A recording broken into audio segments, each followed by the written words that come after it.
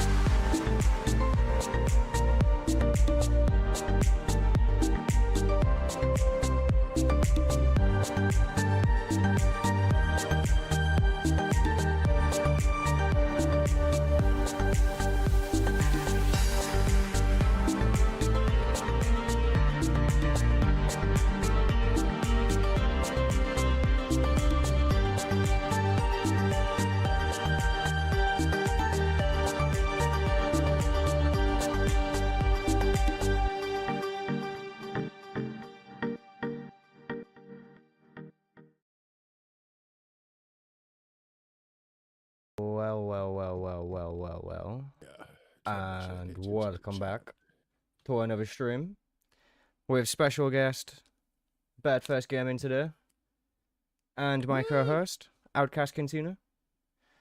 Welcome people to the second episode of the Star Wars Central podcast. Hope you're all doing good today. Tuning in on Twitch or YouTube, wherever you may be. Do I need that unmuted? No, I don't. I'm good. All right. Everything looks good, mine. Here on episode 2. Oh, good to have you, Badface. Very good to have you, Badface. Yeah, we've been wanting you on for a long time, actually. Well, obviously, I've known about the podcast for a while, and I've been wanting you to come on for quite a while, to be fair. A few of us as well, but especially you, because we like you around here. We like your entertainment value and the videos that you do. But yeah, just to kind of jump into this and kick off the podcast, I'm just going to ask you a pretty simple question, my friend. Who are you? Well, if anyone hasn't seen me, I'm Birdface Gaming. I go by Birdface Washi online. I do a lot of SWTOR content. I cover a lot of. I used to cover a lot of the roleplay content, for like guilds and stuff, in the game. But I switched to a lot of critique stuff. I live stream, and now I also cover World of Warcraft and Destiny. So that's what I do here on YouTube now. Yeah, we've seen you cover some World of Warcraft, I believe, and Destiny. We know you're a huge fan of Destiny, and even the studio, just Bungie, right? You're a huge fan of Halo and, well, pretty much the entire franchise, right? Since Destiny is kind of included in that. To steal a phrase from Russian Badger, I am a Mountain Dew baptized OG gamer of Halo. Yeah. Hell yeah. Oh, God, yes. Gotta love the Halo. Back in the day, using 2 controllers yourself on the co-op just to try and get the bugs going yourself. You ever do that? Oh doing the glitches and stuff? Yep. Oh, yes. I remember that. Hell yeah. I used to tell people all the time, I remember when Armor Lock was bugged and you were unkillable. Dude. Back in Reach in 2010. Good memories. So what would you say was your favorite Halo game out of the entire franchise? Oh, God. Okay, so I don't know if this is a hot take or not, especially in the Halo community, but Reach is my favorite. Halo Reach is my favorite. I have a soft spot for Reach, so I feel you on that. A close second is ODST. I'm like, ODST, I went and got it that Black Friday, and me and my friend stayed up to 6 a.m. to beat that game on Legendary day 1. Hell yeah. I love to hear that. So that's my ODST and Reach are like top tier in the book. ODST, right. Yeah, I agree with that. What about you, OutcastCantina? What?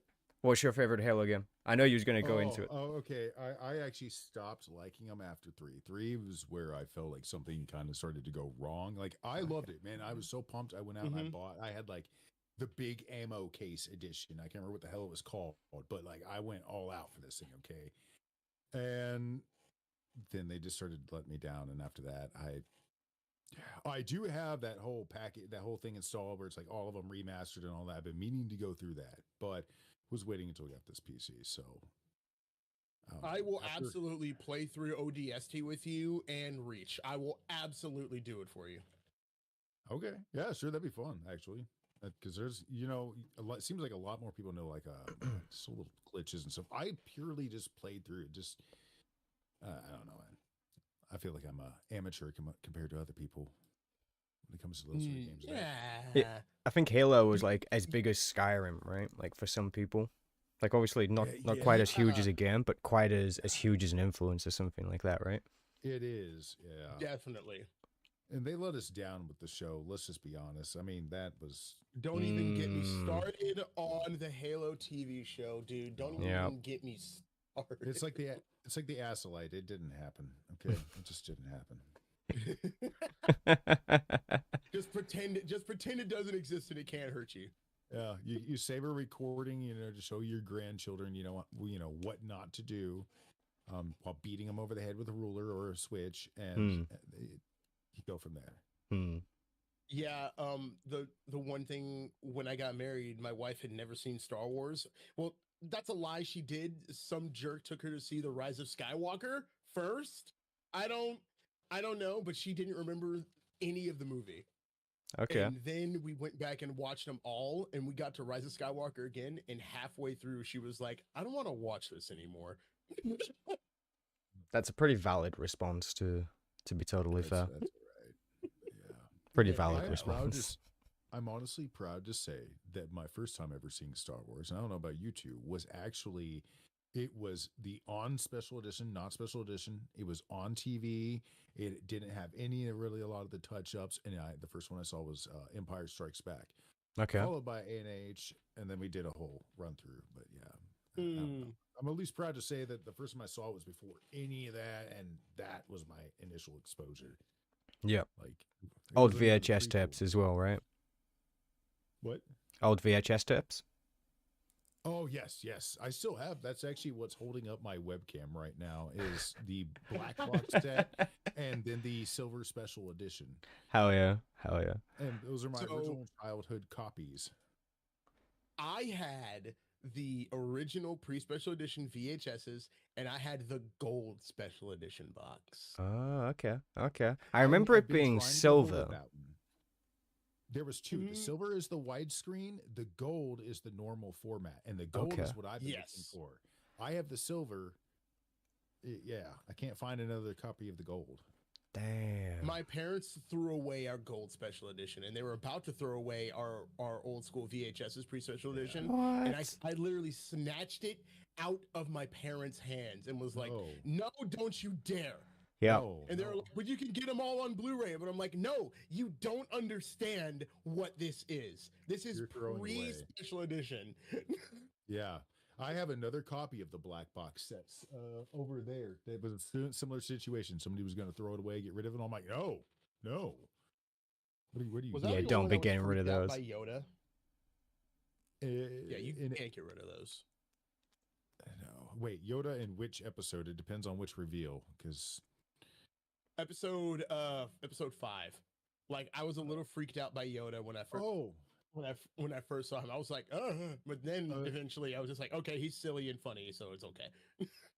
I never really minded him. It was always Attack of the Clones where he looked scary to me, to be honest. In like before they did all of the remastering and sugar for the one in Attack of the Clones was pretty bad. Yeah. No, I'd have to say his most adorable interpretation, though, was in the Clone Wars animated series. I loved the way they did it. And I will say this, by the time they got to episode 3, Revenge of the Sith, he was whatever. But I have actually a hard time looking at that and seeing how that eventually becomes what we see on Dagobah. Like, to me, they are both Yoda, but actually, for some reason in my mind, I've never actually been able to see the transition. You can't reconcile the two. They seem like two different characters. Right. It's like the same guy, but another dimension or something. I don't know. Yep. It's like seeing the difference between original trilogy Luke and sequel trilogy Luke, right? There's such a Yeah, huge. Go ahead. except one is like less insulting. Yeah. Yeah. One example where the character still held on to his credibility. You know, he was a little mad, but you know, whatever. But I don't know. I think we got to stop and take into account that Dagobah was, you know, a very drowning place for somebody like him. I Yeah. think the way that he dies sort of sick there at the end, literally coughing, was very symbolic. Like, to be honest, what book or comic was it that talks about, like, Yoda acknowledges that, like, if he were still in the Jedi Temple, he would live and he would have been living another 100 or 200 years easy. Like, he was feeling fine. Absolutely. Like, the Force was just pretty much keeping him in whatever. He was great condition, honestly. A little limp once in a while, but not bad for a 900-year-old Jedi. But that being there on Dagobah was slowly killing him. I don't know. If I remember correctly, Dagobah has a dark side, like a dark side nexus on it, doesn't it? Oh, really? A dark side nexus, and it all What that is that the cave then? Around that cave. The cave is the epicenter of it all. Right. That makes sense. I think that definitely makes sense. And Dagobah is one of those places, like Yoda. I'm very happy that they just keep very mysterious. I don't want to know too much, honestly. Yeah. Yeah, for real. That's fair. It's like, no, I don't want to know anything more about Dagobah. I don't want to know. Truth be told, I don't want to know anything more about Yoda. No, like I don't. I don't need to know anything more about him. Yeah, being such a mysterious character does really add to his strengths, I think. Because everybody else is so fleshed out, you know. Sorry, I didn't mean to interrupt you. I do that sometimes. I'm bad at that. Oh, don't even worry about it, man. Like we've got a few hours to go here. Everyone's going to interrupt each other at some point. We're all going to have time to speak. Don't even worry about that. Don't even worry about that. If we're looking at chat though, Railroader actually brought up a really good point talking about how the Clone Wars basically shows the failings and the contradictions of the Jedi to you. Like, it's an elaboration of why Anakin Skywalker fell to the dark side versus being filler or something like that. It's a good point. It's a really good point, to be honest. That is. It is. Solid point. It's but I love how the Clone Wars does it in a way that doesn't, where it's the exact opposite of like the Acolyte, because what Clone Wars does is it shows the holes, but without making the Jedi seem like the bad guys. Yeah. And the Acolyte goes too far in the other direction. Here's one thing I actually have to say about Acolyte, though. That, this is the only thing I'm going to say that in a slight defense of anything about it. I'm here for it. Let's go. The original pitch was, all right, and this is actually really cool when you stop and think about it. They were like, okay, y'all want to see, you know, you always have this like fantasy of like just watching Vader go on the fucking massacre. No reason, no story, just whatever. Okay. These characters, all right? So their original pitch and a core idea was, all right, let's follow a Darksider. Let's see how they become warped. Let's see how, like, okay, for instance, at the end, everybody is like critiquing the way that she just chokes him out and, you know, shut the fuck up. I don't want to hear it, and just chokes him out. Everybody's griping about like, oh, this is truth. There was like no morality in this story. It was all about go evil and do it for this. Okay, but folks, this was the literal freaking pitch of the idea, was to show you the other side of what it's like. Yeah. You are supposed to sit there as a normal person going, what the fuck are you doing? Why are you doing this? Yeah. Exactly. I'd agree with that. Only defensible point I'll make on it. See, I would have loved to have seen that story if it was about Palpatine and how Malgus and how Malgus and how freaking Plagueis slowly corrupted him. And I would have loved to have had that moment to where it was like, maybe it was like Palpatine's like father or mother, and they had like been keeping a secret from him, and he finally snapped and he was like choking his parents, like both of his parents, and he was like, stop talking.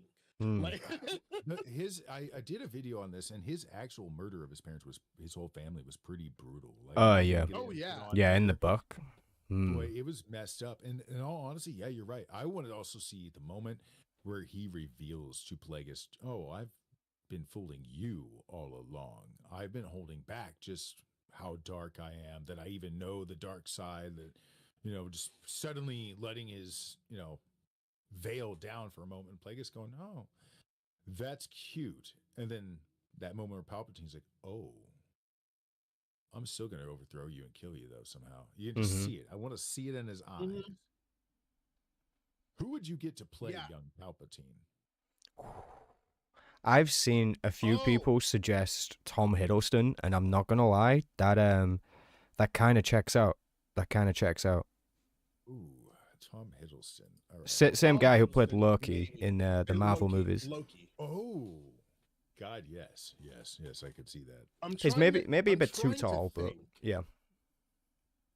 I'm trying to think, because first of all, I'm sorry, you have to get a British guy straight up. You can't not have a British actor. And I'm trying to think of anyone else I would cast in that role. But I think Tom Hiddleston, you kind of have to go that, or for some reason my head said Ben Mendelsohn, but I'm like, no. You know what? This one is a weird one. Who's the kid that played the Spider-Man in No Way Home or whatever? The youngest one or youngest one. Tom Holland. Tom.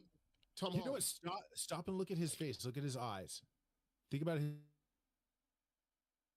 10 more years of aging. About 5 or 10 more years of aging, when he kind of fails out, and okay, maybe I could see that. Maybe with some maturity to him. I think some of his emotional range would be so fucking creepy to see him go dark.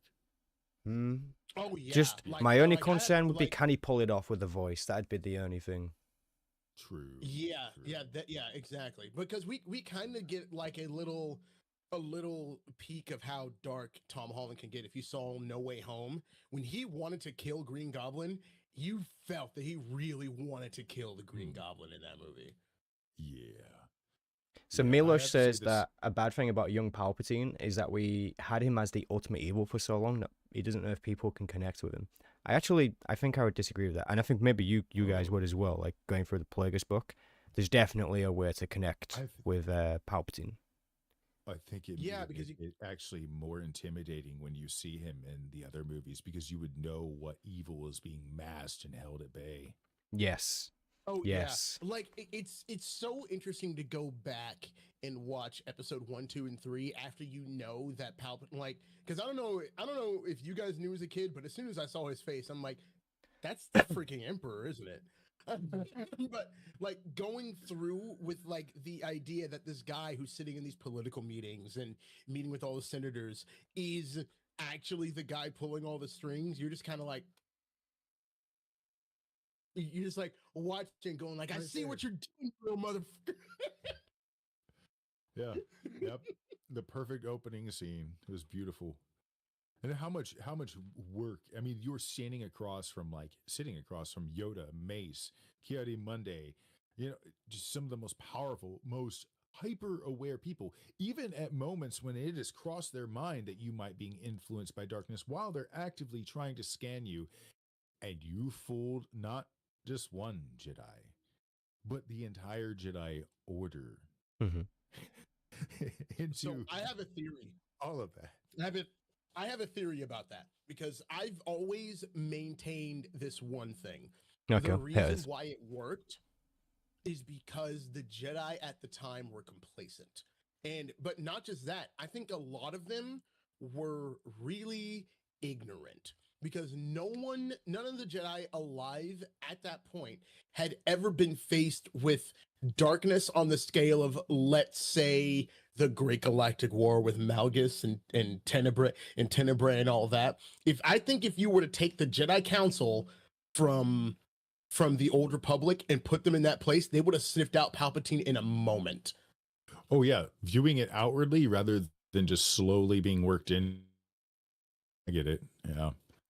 Yeah, like if you like you think Satele would have been like, that's a Sith sitting right across the table from her. Do you not all see like what the fuck is wrong with you? Yeah, no. So I think there might even be a misconception around what Palpatine was doing, right? Because Palpatine had purposely clouded the Jedi, right? He had targeted them and stopped them from being able to use their abilities as effective as they were previously. In fact, it wasn't until episode 3, I believe, when the movie actually says out loud, and Mace Windu says out loud, that the dark side of the Force surrounds the Chancellor. So, is it more accurate to say that he nerfed them? Did he do something like a distraction with dark side clouds around the Senate, or something like that? What would you think to that? I think that's an accurate way to say that. That maybe like Palpatine intentionally like nerfed them. Mhm. I was going to say that, yeah, you have to remember that before Palpatine even came into the whole picture. Hold on, turning down sound in case that's playing. Okay, there we go. No, I think you're good. I think you're good. I didn't know that game was going to come through or not. They kind of sent that dark cloud ahead. That they like the Jedi themselves said, we can't see the future anymore. We can't sense things like they were keeping this very quiet. You know, they're trying to keep it very guarded secret. You know, like May said, I think it's time to advise the council or advise the Senate that our ability to use the Force has diminished. Blah blah blah. Mm-hmm. And Yoda pointed out something very true. He's like, if told the Senate is multiply, our enemies will. Holy crap! I like quoted that. Good God, dude. Good job. Oh gosh, go, dude. But anyway, I'm so glad. I'm so glad I'm not the only one that does that. Because I freak my friends out when I do that. Yep. You put yourself there. I love it. He had I was back and forth. But you honestly have to recognize, they were right. He had them in such a brilliant play. Such a brilliant play. It like was George Lucas, like I will say this. He knows how to write a story. He just needs someone else to get to write dialogue and plan it out, and someone to slap him and say, that's a dumb idea, George. But he needs to Spielberg and whatnot. Yeah, exactly. And so like the way Palpatine did everything that he did, it's so good. Like George was so great at laying that out. Yeah, you can see what characters that he holy crap, and that's kind of sad. Ooh, God, maybe that says something about him. Think about Anakin and Insidious, probably his best written of 1-to-1, the ones that people tampered with probably the least outside of him. Ooh, and yet they're the best written, and they're also the most psychologically fucked up and torn. Palpatine is not torn. He's just like, I'm evil. Anakin is like, I'm torn. I think that's intentional, though. George always had something to say with those kind of characters. Like it was like the idea of good and evil being personified down to like the struggle between the interior struggle of a man or the fight between a father and a son. It's very Lucas. It's very George. Yeah, close and personal and emotional writing is George Lucas all over, I think. And Geraldum is right as well in the chat to point out that the dark side cloud that they did in diminishing the Jedi's powers was actually something that was raised in the Plagueis book, and it was Plagueis and Palpatine doing that. Did anyone else did it ever annoy anybody, Leia's lack of her inability to forgive Anakin? Like that always bugged me. I understood, and I was like, okay, yeah, but like this is his daughter. I would have expected it from the son, but the daughter, Yeah, I think yes and no. I think yes, because she was raised by Bail Organa and someone else, so she obviously had a very close, loving family there. Maybe she had a reason to think otherwise of him because they'd brainwashed her essentially from raising her, right? Well, plus she saw her planet blow up. Yeah, right? Yeah. And whereas Luke was a little bit more hands-on with him and actually was able to confront him and fight him, and just as a dude, that's a little bit more connecting than most other things.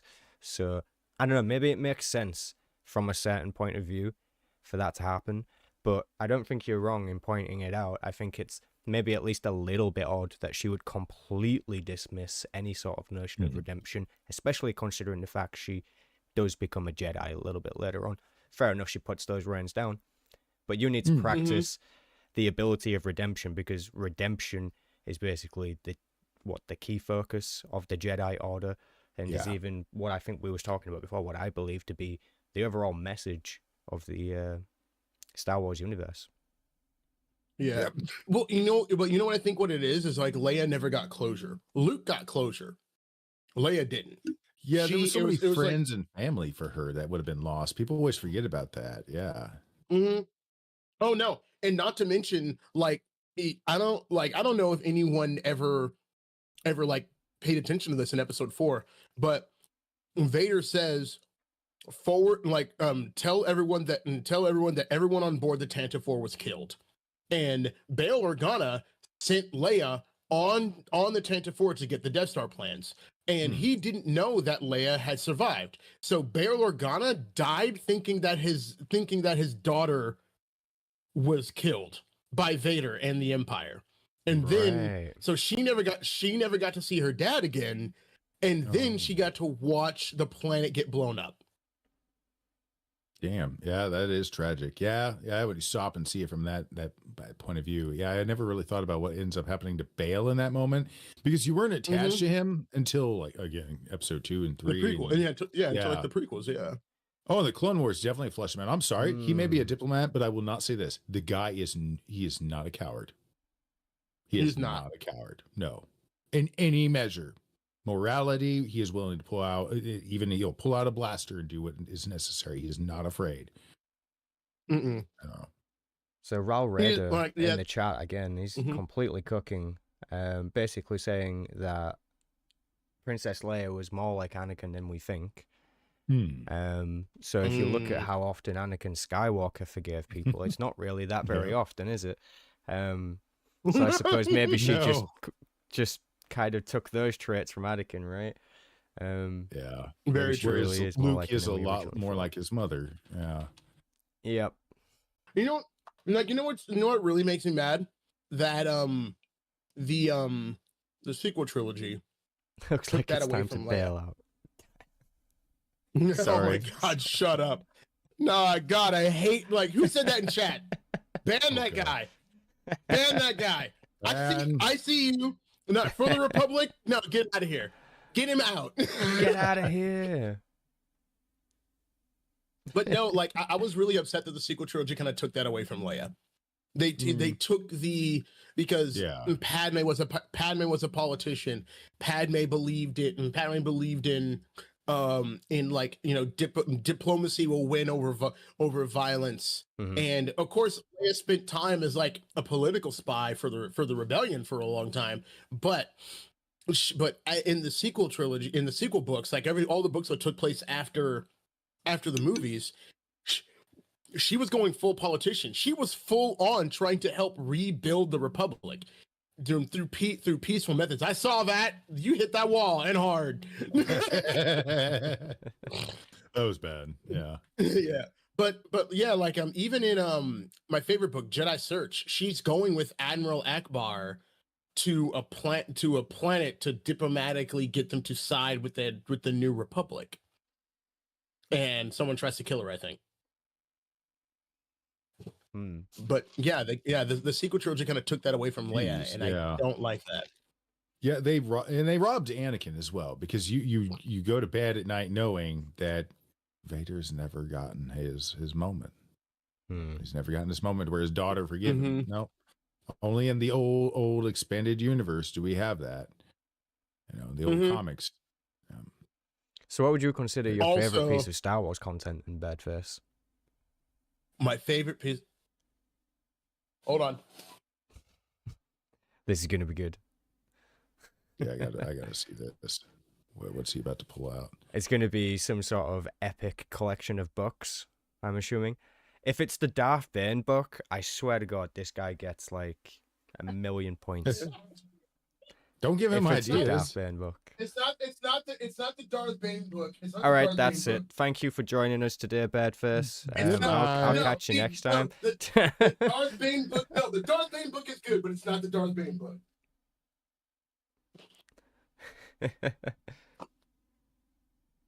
So, to put this in perspective, I've had these since I was 14. Okay. Ah, hell yeah. Hell yeah. Hands down. Is that the first one? Yeah, Is it just okay, without so a cover?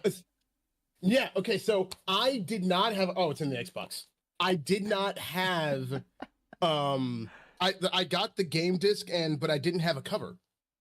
I got it from GameStop. I got it from GameStop and it didn't have a cover or anything on it. So when I was like 15 to 14, I took a piece of paper and drew on it.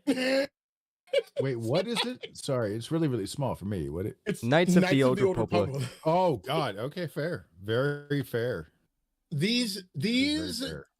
these two games that influenced me writing wise, it influenced me game design wise, and everything.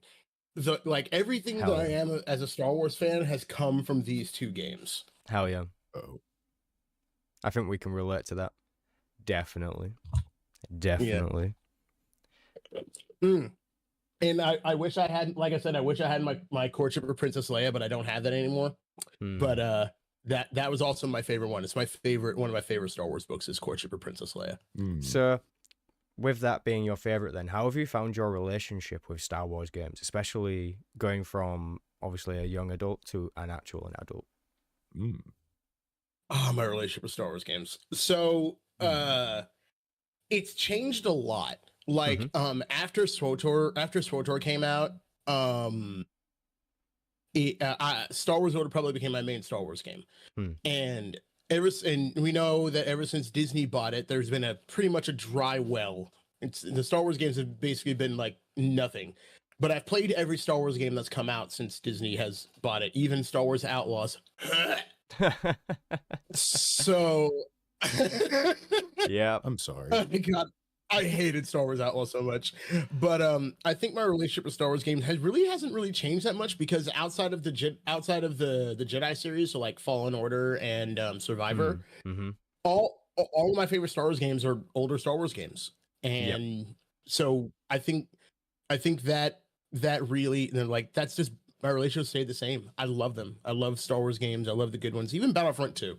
I love even Battlefront 2. It was still good. How are you finding EA Battlefront and Battlefront 2? How did you like those? EA Battlefront, the first one, suck it, delete it, slap my wrist, get rid of that crap, get it out of here. But EA Battlefront 2, garbage at first. Yep. A lot better later. I find it entertaining, and I'm mad that EA abandoned it. But then again, what kind of company would EA be if they didn't abandon things that other people cared about? Yep. It had a good run, no, to be fair. And it has been in pretty good hands with the modders, which might have even been the best thing to happen, to be fair, with a game like that. For real. Yep. I found some enjoyment from those games when they came out, especially with the second one, because obviously it improved on pretty much everything that it needed to, especially after all the revamps and the initial controversy and such. But yeah, I think they're definitely slept on these days, you know? Absolutely. Wait, who's talking about Rule 34 Ahsoka in the chat? No, I've seen that stuff. That's me, Lush. Don't worry about that. Knock it off. No, stop it. As pretty normal behavior for this guy. God, Jesus Christ. Yeah. I've left my degenerate days behind. Yeah. Oh, jeez. He means well. He's a little confused, but he got the spirit, you know. People are still waiting for Battlefront 3. Battlefront 3. Have you guys seen that stuff? Yes, it's everywhere. And I'm sorry, it's not. Gosh, I don't have any hope. It's not going to happen. I don't know. It's not going to happen. Because EA, it's not going to happen until another company gets a hold of it. Whoa. EA, all right, okay, I see. You think I'm talking about something else, right? So, what? And he doesn't a sequel, know about a sequel the is leak of the interesting. original. The original, as Outcast is saying, there was an original Battlefront 3 game that was being made, and the fans. Oh, you're talking about the one about Pandemic. Yeah. And the fans have basically recovered the files, and they've been like slowly piecing it back together using like fan voices and stuff. But yeah, it's cool. It's cool. I did I did hear about that. That's different. Anything the fans are doing, I'm like, let's go, guys. Let's get it. That's done. sort of how like Let's- we're using the Academy map to slowly rebuild what we can, working with some inside sources to rebuild what we can of 1313, including a couple of the little missions we're trying to reconstruct it. So yeah, again, it's you get a hold of just a little bit of info and you can restore something like that to people. Oh god, it's yeah. Because those two things right there are two projects that. Which one do you think broke fans' hearts more? The cancellation of 1313 or Battlefront 3? Probably gosh. 1313, right? I mean, that's yeah, what I'm gonna say. Yeah, I'm gonna say 1313 because I remember hearing about 1313 because people were gonna be like, "This is gonna be an immature Star Wars game," and I was like, "Excuse me." Yeah. It was definitely meant to be a wonderful game. Like even it's kind of sad that you do know that some of its assets were reused for things later on, but just were never just yeah, and everything's hold on, captures. I was really hoping that Fallen Order and Survivor would capture some of that magic, and they really Survivor got close because Survivor got kind of dark. So Survivor got dark. Like there was parts of Survivor where I was like, Jesus Christ, this is the darkest Star Wars has been in a long time. But it didn't exactly capture it the way I expected it to. So I was kind of disappointed by it. I love both of those games as far as like watching a Let's Play, but as I've said before, I just don't have a desire to play them. I play them for like 5-10 minutes and I'm like, this is boring. You don't have what games used to have. Everyone in chat, rip him because this sounds like someone who just couldn't get good. Lol, couldn't beat the first. No, that's the problem. It wasn't the problem. The problem was it wasn't a challenge, and it's like the same mechanics just all the way through. It's like again, if I wanted to play Dark Souls, I would just go play Dark Souls. Okay. See, like I always figured that would be like. When it was obvious that they were making like a Star Wars Dark Souls game, I'm like, this is going to be controversial because I'm like, there are people who are going to like it, who are not going to like it just for the fact that it's Dark Souls-esque. Like that's the only reason why people aren't going to like it. And as someone who had played Dark Souls and doesn't like Dark Souls because I like my games to not depress me by the end. Yeah, I was looking forward to playing Fallen Order and Jedi Survivor because at least it's a Star Wars game and there's still that hope aspect of it being a Star Wars game. But I completely understand people that were kind of just like, I'm not for this because this is Dark Souls over again with the Star Wars skin job, but I'm like, I don't care. I'm having fun. Like Survivor and Fallen Order really did. Yeah, it tickled my Star Wars pickle, man. It tickled my Star Wars pickle. The first game was a weak entry, I think, especially for a lot of people who wanted to actually get into that story for this series, of course. But the second game kind of improved on a lot of what needed to be improved, especially bringing across some of the Force Unleashed features, like actually being able to walk around, like holding up a trooper around with the Force and then throwing your saber into them and then launching them off the edge of a platform or something like that. Yeah. The addition of that was like brilliant, but that's kind of like what they should have done with the first game, I think, like sort of built around a lot of these needed blocks to actually make it feel like a Star Wars game and also make it feel like you are someone powerful, right? Because if you're ever watching the shows, then if there's a Jedi, then they normally beat everybody by like no contest, right? Unless it's exactly, and that's the way George Lucas wrote them. It's like the way George Lucas wrote Jedi was that the only other thing that could stop a Jedi was a Sith, or that had not, like when a Jedi walks into the room, the Jedi wipes the floor with the room. Like that's that's George Lucas's whole thing. But one things these games do is I feel like they they remove the Jedi-ness from the Jedi in a way. And it's weird because Knights of the Old Republic doesn't do that, because if you remember, it only really feels like the game is challenging when you're being mobbed by Dark Jedi. Every other mercenary you come across, you're like, what the fuck are you trying to do, my guy? Like you rip your way through through Sith base, through enemies like they're nothing. Yeah. Like, but when a Dark Jedi comes around, you're like, oh you're like, oh no, I could actually die here. But the KOTOR games do that really well. Yeah. Well, they're the way they were hardwired in the very beginning, very D&D base, they were meant to be down thought into it. But, yeah.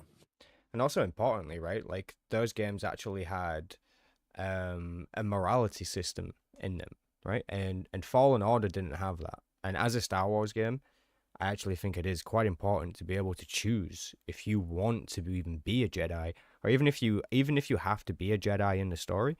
Can you not use dark side power still and still go down that dark side route?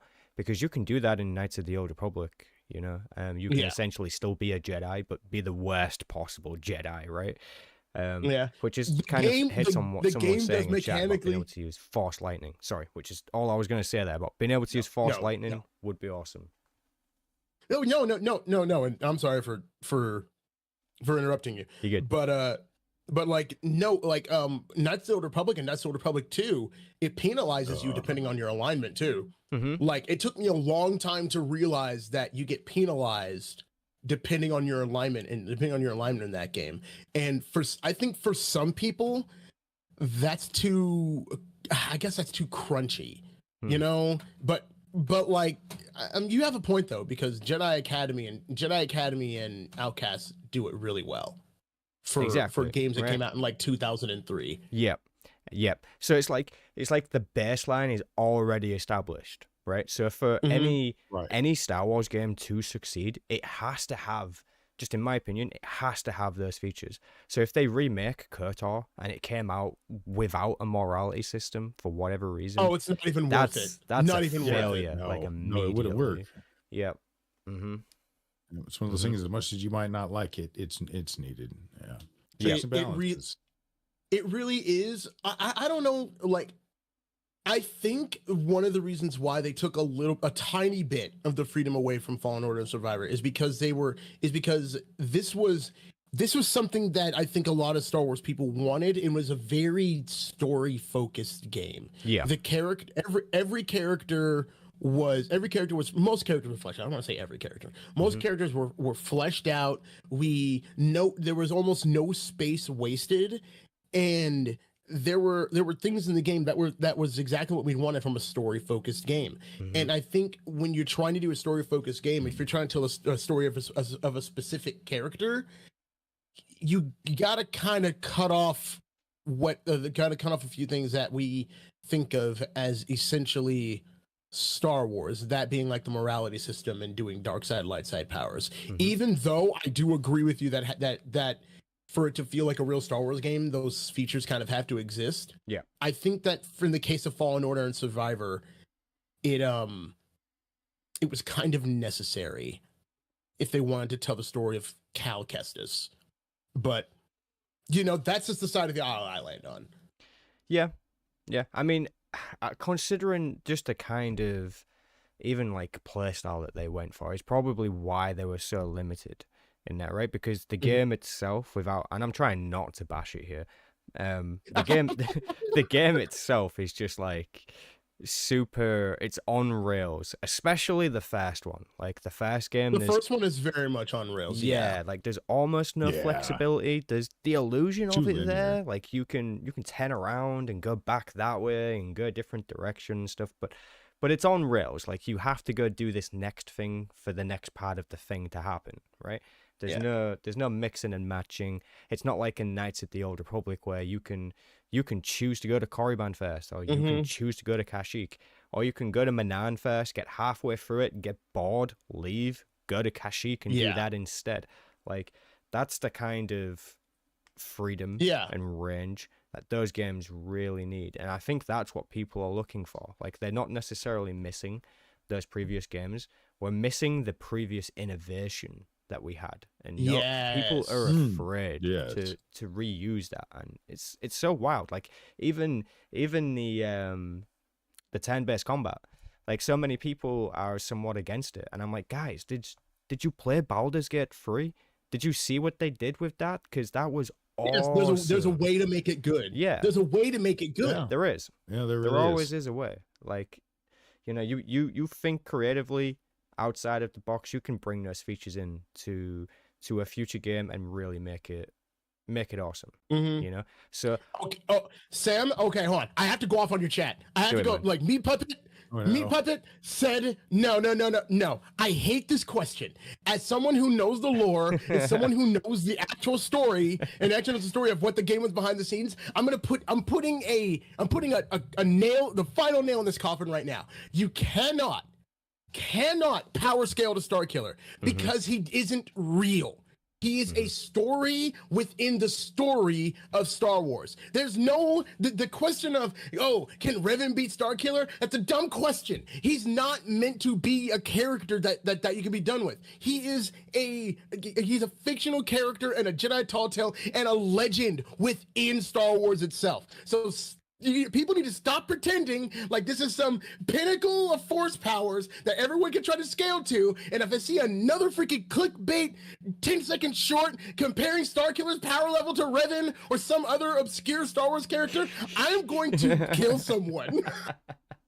Oh no. Jesus Christ. You make a good point, of course, because Starkiller is the anomaly of Star Wars characters. You can beat Palpatine in 1v1 combat with this dude right after beating Vader.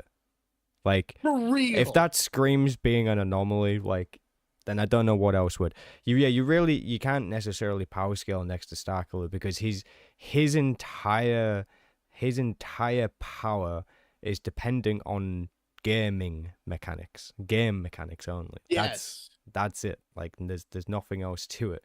It's essentially plot armor, if you will. I'm not sure how else to explain that. No, you're right. But here's the thing. Like, this is what, like, and the only reason I die on this hill is because Sam Witwer told this to my face. Like, I met Sam Witwer at 2014 Phoenix Comic-Con, and he told me to my face, he was just like, oh no, the way it's like framed is like supposed to be like a Jedi tall tale. So that basically that means that you can't do anything with him. He is a fictional character within a fictional universe. Starkiller probably was a guy, but he never did any of that. There was some basis of truth, right? But yeah. Exactly. So anyone trying to power scale to Starkiller, yes, it's like just like what Sam was saying about gameplay mechanics. It's very much similar to that because it's just like it's plot armor. He can do all this stuff. It's like that's because he's meant to be broken. Yeah. He's just meant to be a fun game play style. That's it. Yeah. It's like the Exile in Knights of the Old Republic 2 if you allow her to get to level 50. She is God. What happens then? Oh yeah, you're a god. Like no one's killing you. Like you will cream everything. Is it that high? Is it that nuts? I've never got to level 50 before. Dude, like there's nothing stands a chance. Nothing at all. See, now I've got to do that. I've got to go play through and then grind out that glitched tomb. Yeah. That glitch tomb just to keep leveling. With the hissies. Yep. Definitely. Yeah. I love that everybody knows of that now. Yeah. I remember does anyone remember back in the day where you would look up game cheats online? Yes. Yeah. I remember that was one of the things that they talked about for Knights of the Old Republic 2 was like, hey, if you go repeatedly back in this room, this guy respawns, you can grind him for levels. And I did that on Xbox until every single fight was trivial until I got to Scion, and I was like, you guys can't do any treat injury. Yeah. Scion is where you had to get good. Yeah. Depending on how you do things. Yeah, That was I didn't one of the understand few it. games. Oh, go ahead. No, I didn't understand that I was playing D&D back then when I was playing that game. So Yeah, you don't. I I remember the first time I played Knights of the Republic, I had no idea what I was doing. I was just guessing. And then I did the same thing with KOTOR 2. But then when someone told me that it was Dungeons and Dragons, I was like, what? Nice. Like, let me take a closer look at this. Yeah, and then I was like, oh, I get how it works now. Then I actually started reading. Yep. See, sometimes you just need that little bit of Oh. information, and then everything's like, oh, okay, everything's falling into place now. Yep. Yeah. Yeah. You gotta love It's gonna those be very moments. reality based, very yeah. Mhm. I didn't get into D&D until later in life, and then when I finally and I had played those games multiple times in my life without understanding exactly what I was doing, and then when someone told me that it's basically 3.5 D&D, I'd looked at it in a whole new way, and then I started absolutely slaying out in that game. Hell yeah, man. It's all you need once in a while is somebody to unlock a little information for you. Just a little bit. Just a little bit. Just a So, little bit of knowledge. how about we move on to the bird in the room, and we talk about Star Wars: The Old Republic, Oh, because we're let's actually an go. hour into this, and we've managed to avoid Star Wars: The Old Republic the entire time. So let me just say, gentlemen, I am impressed. Okay, I am impressed. All right, hold on, let me go get the whiskey. Do you know what? Yeah. That's a good idea. I'm actually also gonna go get another drink. I will sit here and I will sing for people. And I will entertain. Do it. Let's see. And crap, I can't think of a single song. Baby shark, baby shark, baby shark. I'm gonna kill you.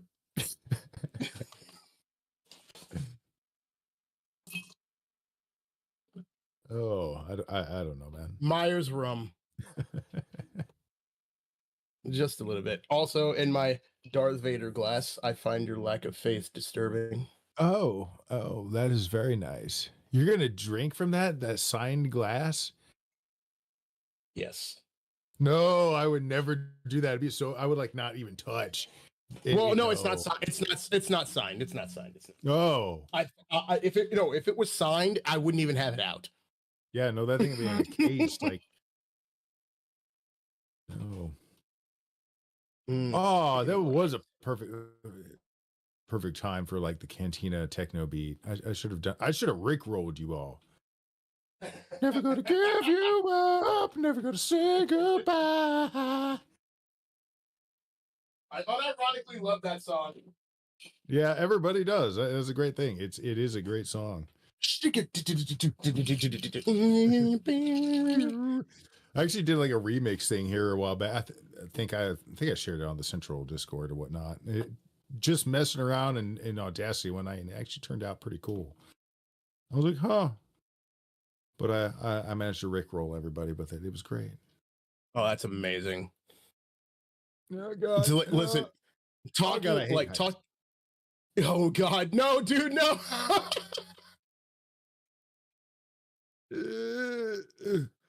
I love how Coruscant has our moon.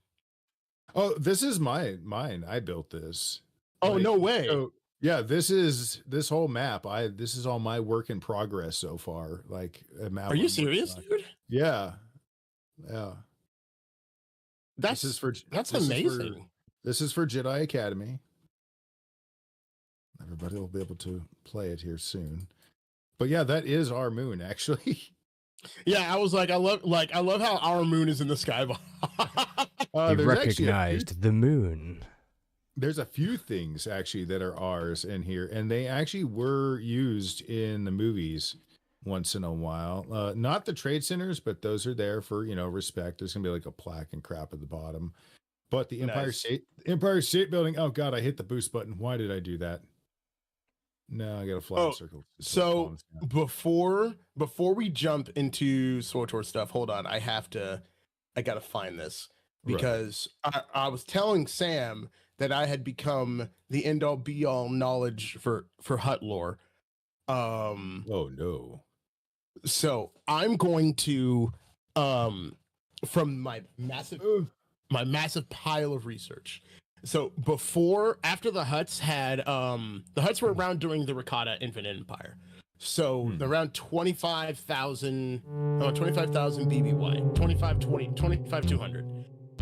The Huts started to expand into other systems in their area. Right. So there's a race called the Psychians, who described the invading Huts as clad in iron shells, maneuvering via clattering limbs and treads or wheels. So the Huts waged war in basically like battle tanks and skins of armor that would allow them to move fast. They basically were the Daleks. Basically. Now here's the cool thing. Star Wars: The Old Republic has honored this lore. And so the Huts got into a war with the Taiwanese. So under lead of what was his name? Zim the Despot. All of the gear you get from the Karaga's Palace raid is Taiwanese gear. Oh. And not just that. tie-in. And not just that. How do you fight Karaga? Yeah, he's in the big biter robot. Yeah. Exactly. He's in a giant mech suit. He's in a suit that he could. So really, Karaga is fighting us the way historically Huts would go into war, and the Huts were actually a crazy warrior race that actually had a massive amount of territory in the Outer Rim. That was your daily dose of hot news. Of hot lore. Hot. Subscribe to Birdface Gaming for more lore. If you want more, Who knew that Huts hot so cool. lore. Crazy. Absolute craziness. I actually wonder if anyone else even knew that about the Huts. There has to be. I seriously think I can't be the only one. Like, what do you know about the Force-sensitive Hut? Okay, so I can't remember his name. But the Force sensitive Hut, he was not only just Force sensitive, he was a Jedi. Yes. That was like the coolest bit I ever came across. I was like, A Jedi no way, this Hut? guy actually, yeah, he was actually a Jedi. Oh, another thing, there was a Hut Supreme Chancellor. Now that I didn't know. What? His name, hold on, wait, let me see it. His name was Blotus the Hut. Jesus But Christ. but here's the thing. He led the Republic through a period of prosperity for 275 years.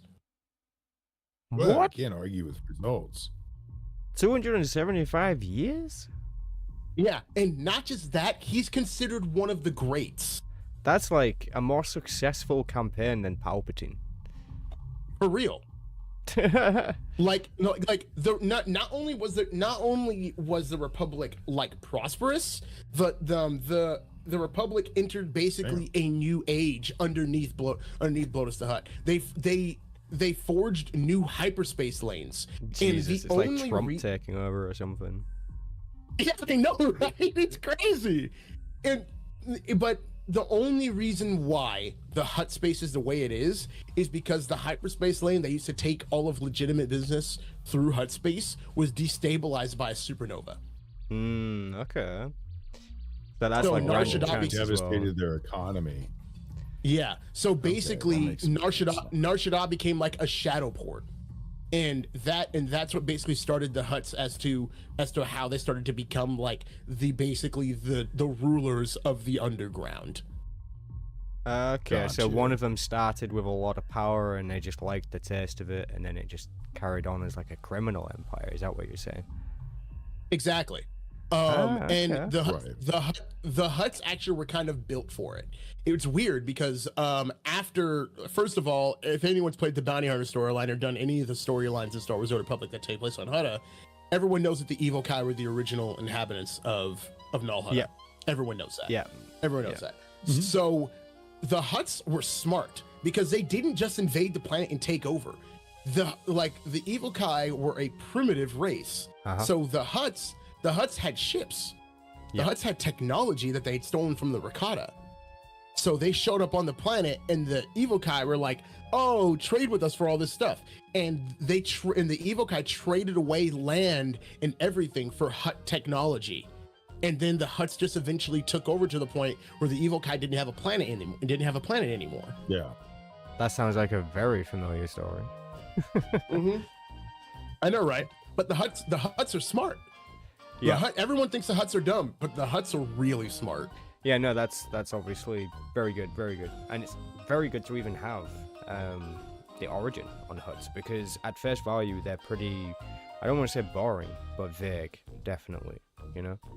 Yeah, like it actually, like speaking of SWTOR, it makes me mad that we haven't seen anything from the Hutts since Rise of the Hutt Cartel, and I don't think anyone understands what happened. We killed the leader of the Hutts. Like, the Hutts have no Supreme Mogul anymore. Toboro is dead. Nope. That's screwed. Oh well. Yep. Dictatorship will take place. Should have Plant been the flag of democracy. They should have had like a larger retaliation. Maybe even without going into spoilers too much about who may or may not be returning for a future story update. What if the Hutts are involved with that possible return?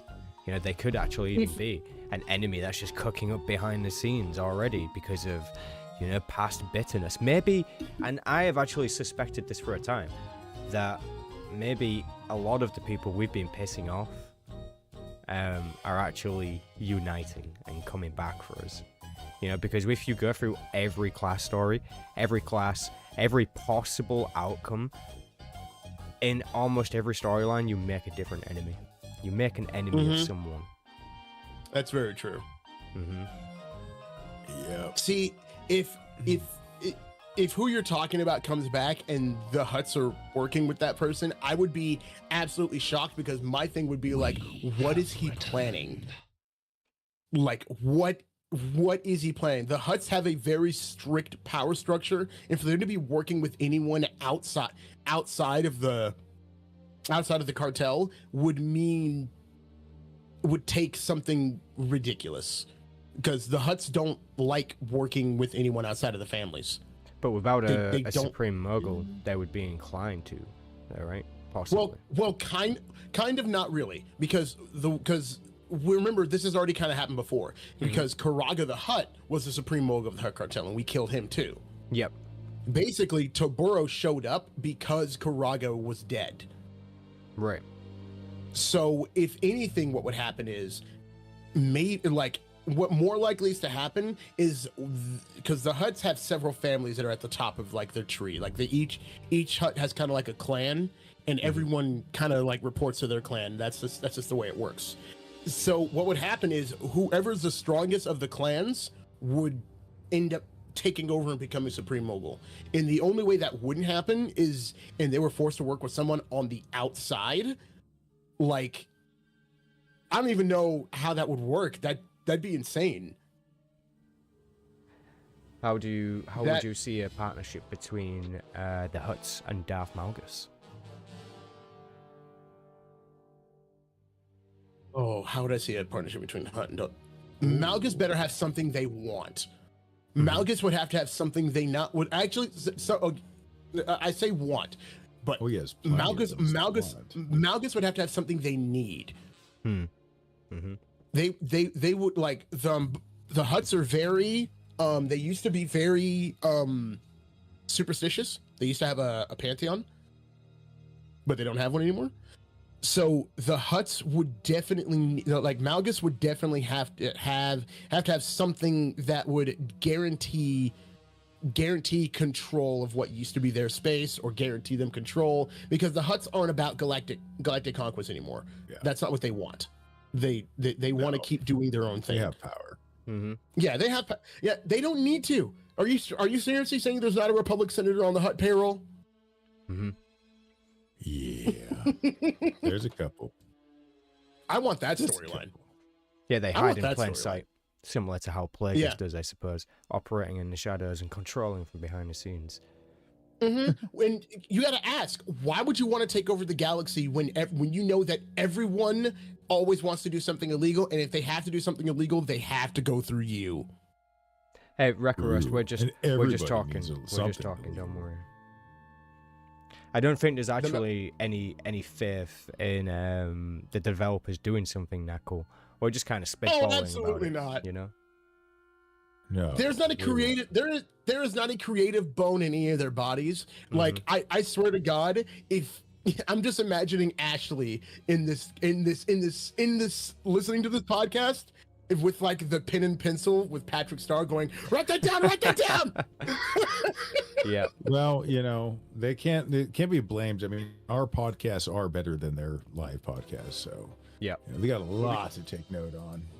Well, besides because we, you know, answer chat and, you know, and can actually see chat.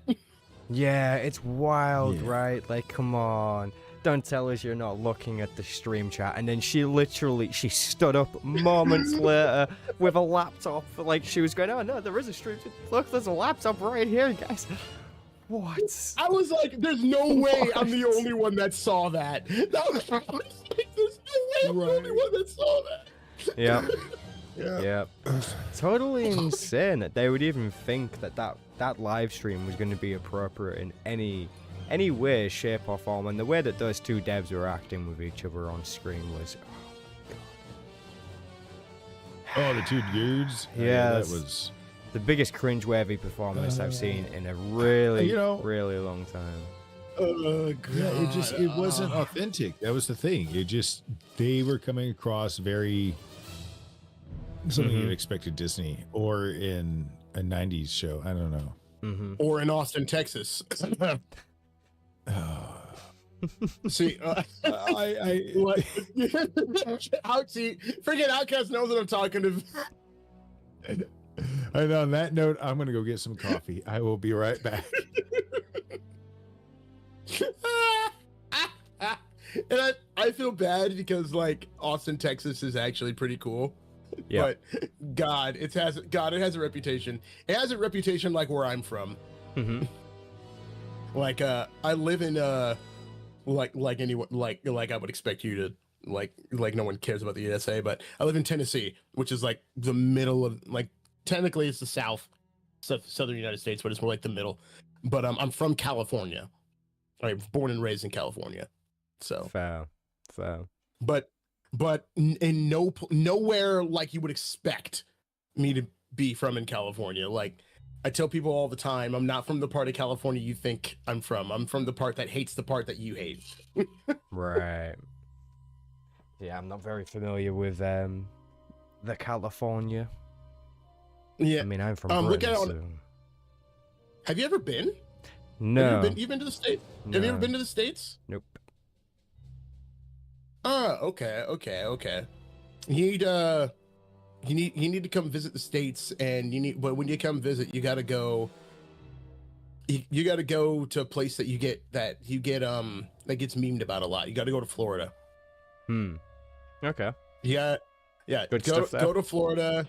Yeah. And you're gonna experience thunderstorms down there that you've never experienced in the UK. I believe you. If great, you ever though. come to the UK, go north. Always go north, not south. Yeah, south is expensive. North is considerably cheaper. Like, how's London, man? I want to visit London. I want to see the base of history, man. The city's old. I want to see it. I wouldn't do it. I personally wouldn't do it. Like, I went to London when I was like 6 years old. Let me tell you this, right? I went to London when I was 6, and I specifically remember how it was. The people. I even went a few more times, maybe up until I was like 9 or something. I went again for Star Wars Celebration in 2023, and it was like a completely different city. All the people were different. All the shops were different. The storefronts were different. All the people that were working were different. It was wild. I felt like a tourist in London. Like in a place from my own country, I thought it was absolutely insane. Like, but no, seriously, gun off, because not just because of what I'm talking about, but just simply because of the pricing. Like, the pricing is literally, you're gonna get ripped off if you go south. There's just no other way, better way to put it. Gun off. Oh man. Definitely. Like I know there's a lot of history in the UK that I want to experience. I'm a big history guy, so there's a lot that I want to experience. There is history all over the country. Like, if you went to, like, where I am, for example, every museum in our city is completely free to go in, and we have some really awesome museums. We have the Andrew Marvell Museum of History, and we have the William Wilberforce Museum of History. Awesome museums. We even have the Hull Maritime Museum, and that is also pretty freaking awesome. Yeah. That actually sounds cool. The fact that all museums are free too. Like, we have museums that charge an admission fee out here. Like, I never understood why people would charge an admission fee for a museum anyway. Yeah, I think it's kind of strange, especially when those things belong to the country. So you're like, okay, well, if they belong to us, you're charging us to see our own stuff. Like, it didn't really make much sense. There's even there is an art gallery called Ferran's Art Gallery, and as far as I know, that's also free to go in. Cool. Freaking Inbram in your chat wants me to come to Scotland. Scotland is very nice. You can definitely go to Scotland. Yeah. I love the memes about Scotland because everyone's like, they're angry up there, and I'm just like, okay, this sounds kind of fun. No, I think every just sort of different community has their own vibe, you know. And what you'll find with people in our country is that we're quite communal, or at least most places are quite communal. So it's like you piss one person off, and all of a sudden you've pissed off an entire neighborhood, kind of thing. So things can go south for you pretty quickly, but most people can be nice. You know, you play the game and don't hurt the player, then you'll be fine. Yeah, you know. But I think that's probably just kind of how it is in most areas on the planet. But it's just exacerbated more in the British realm of things, you know. See, my whole goal is to go to a place like that and not act like an American. Hello, Governor. Love that. All right, so Sam, what did you want to talk about SWTOR about? Let's get this going. Oh, okay. I'm starting to feel the buzz. So, Star Wars: The Old Republic. We haven't actually had a chance to talk about this, talk about the game at all, really, that much on the podcast. I think last week. What did we talk about mostly last week? Was it the Disney Plus shows? Yeah, pretty much. We bounced all over. Yeah, definitely. Not act like an American, impossible. Hey, it's a Kofak in the chat. Hello there, my friend. Good to see you. Yeah, so state of the game, Star Wars: The Old Republic. Not brilliant. Not state of the game. It's absolutely effed. It's effed, man. It's gone. It's done. It's over. Yeah. Not fantastic at this current moment in time. Tell us, Badfish, what's your current opinion on the state of the game, and what would you do to potentially fix things? I guess. I mean, not that I would put that fully on you, you know, because I don't think there is a cure. Maybe. There is. Okay. No. There's very much a cure. Like, and the cure is do what Final Fantasy 14 did and explode the game and make a new one. But gosh, okay. So Broadsword's cooked, guys. The community managers not doing the job. She literally has it so you can't even mention her on Twitter. Only if she's following you. Only if she's following you. You can't manage the community if you can't talk to the community. If like the story update, which is what 90% of the people that are showing up for, we don't even know what the state of it is. We all can kind of infer that it's because of the strikes, but I'm sorry if you don't say the problem, people are just going to sit back and get mad. I don't care if it's obvious to people. People are out here defending it. It's like, isn't it obvious it's because of the strikes? I'm like, I don't care whether or not it's obvious. Your job is to talk to the community. So straight up. do you think it really would be obvious that the voice acting strikes is what's causing things, right? Because some people have brought up a good point, right? So if the voice acting is truly what's causing the delay, then why haven't they said that? Because obviously other studios are not shy from saying such things.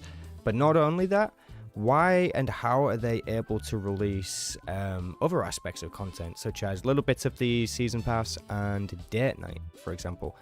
That content has been voice acted. So is it the voice acting strikes? Is it not the voice acting strikes? That's the important piece of information that we need, I think. And you're right. So like I have people all the time say that it's obvious that it's the voice strikes, and I'm like, I don't care if you think it's obvious. The point is like there's people in the community who just don't know, and look, oh, what the heck? No, what are you doing, camera? What camera? It's gate kept everywhere. Anything official Star Wars, I'm throwing this while he's fixing that. I gotta throw this in.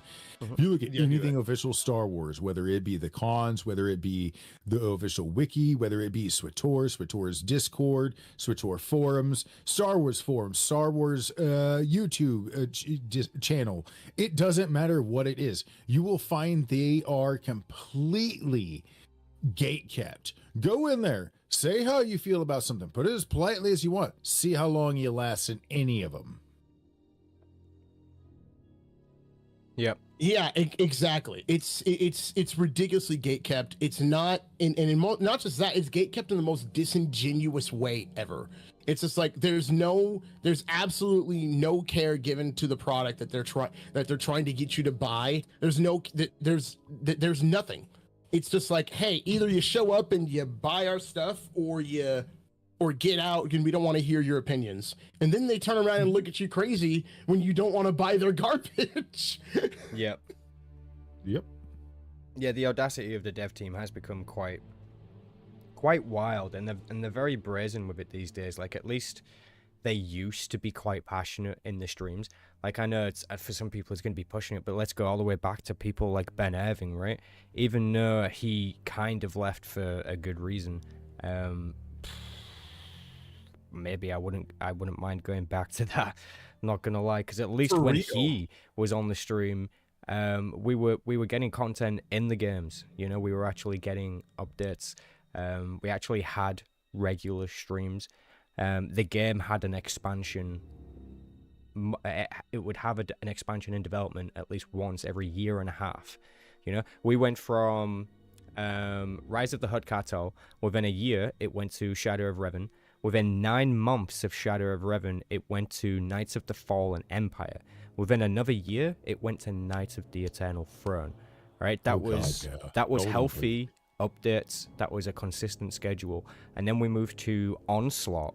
And Onslaught took 2 years and 9 months. 2 years, 9 months. And then we moved to Legacy of the Sith.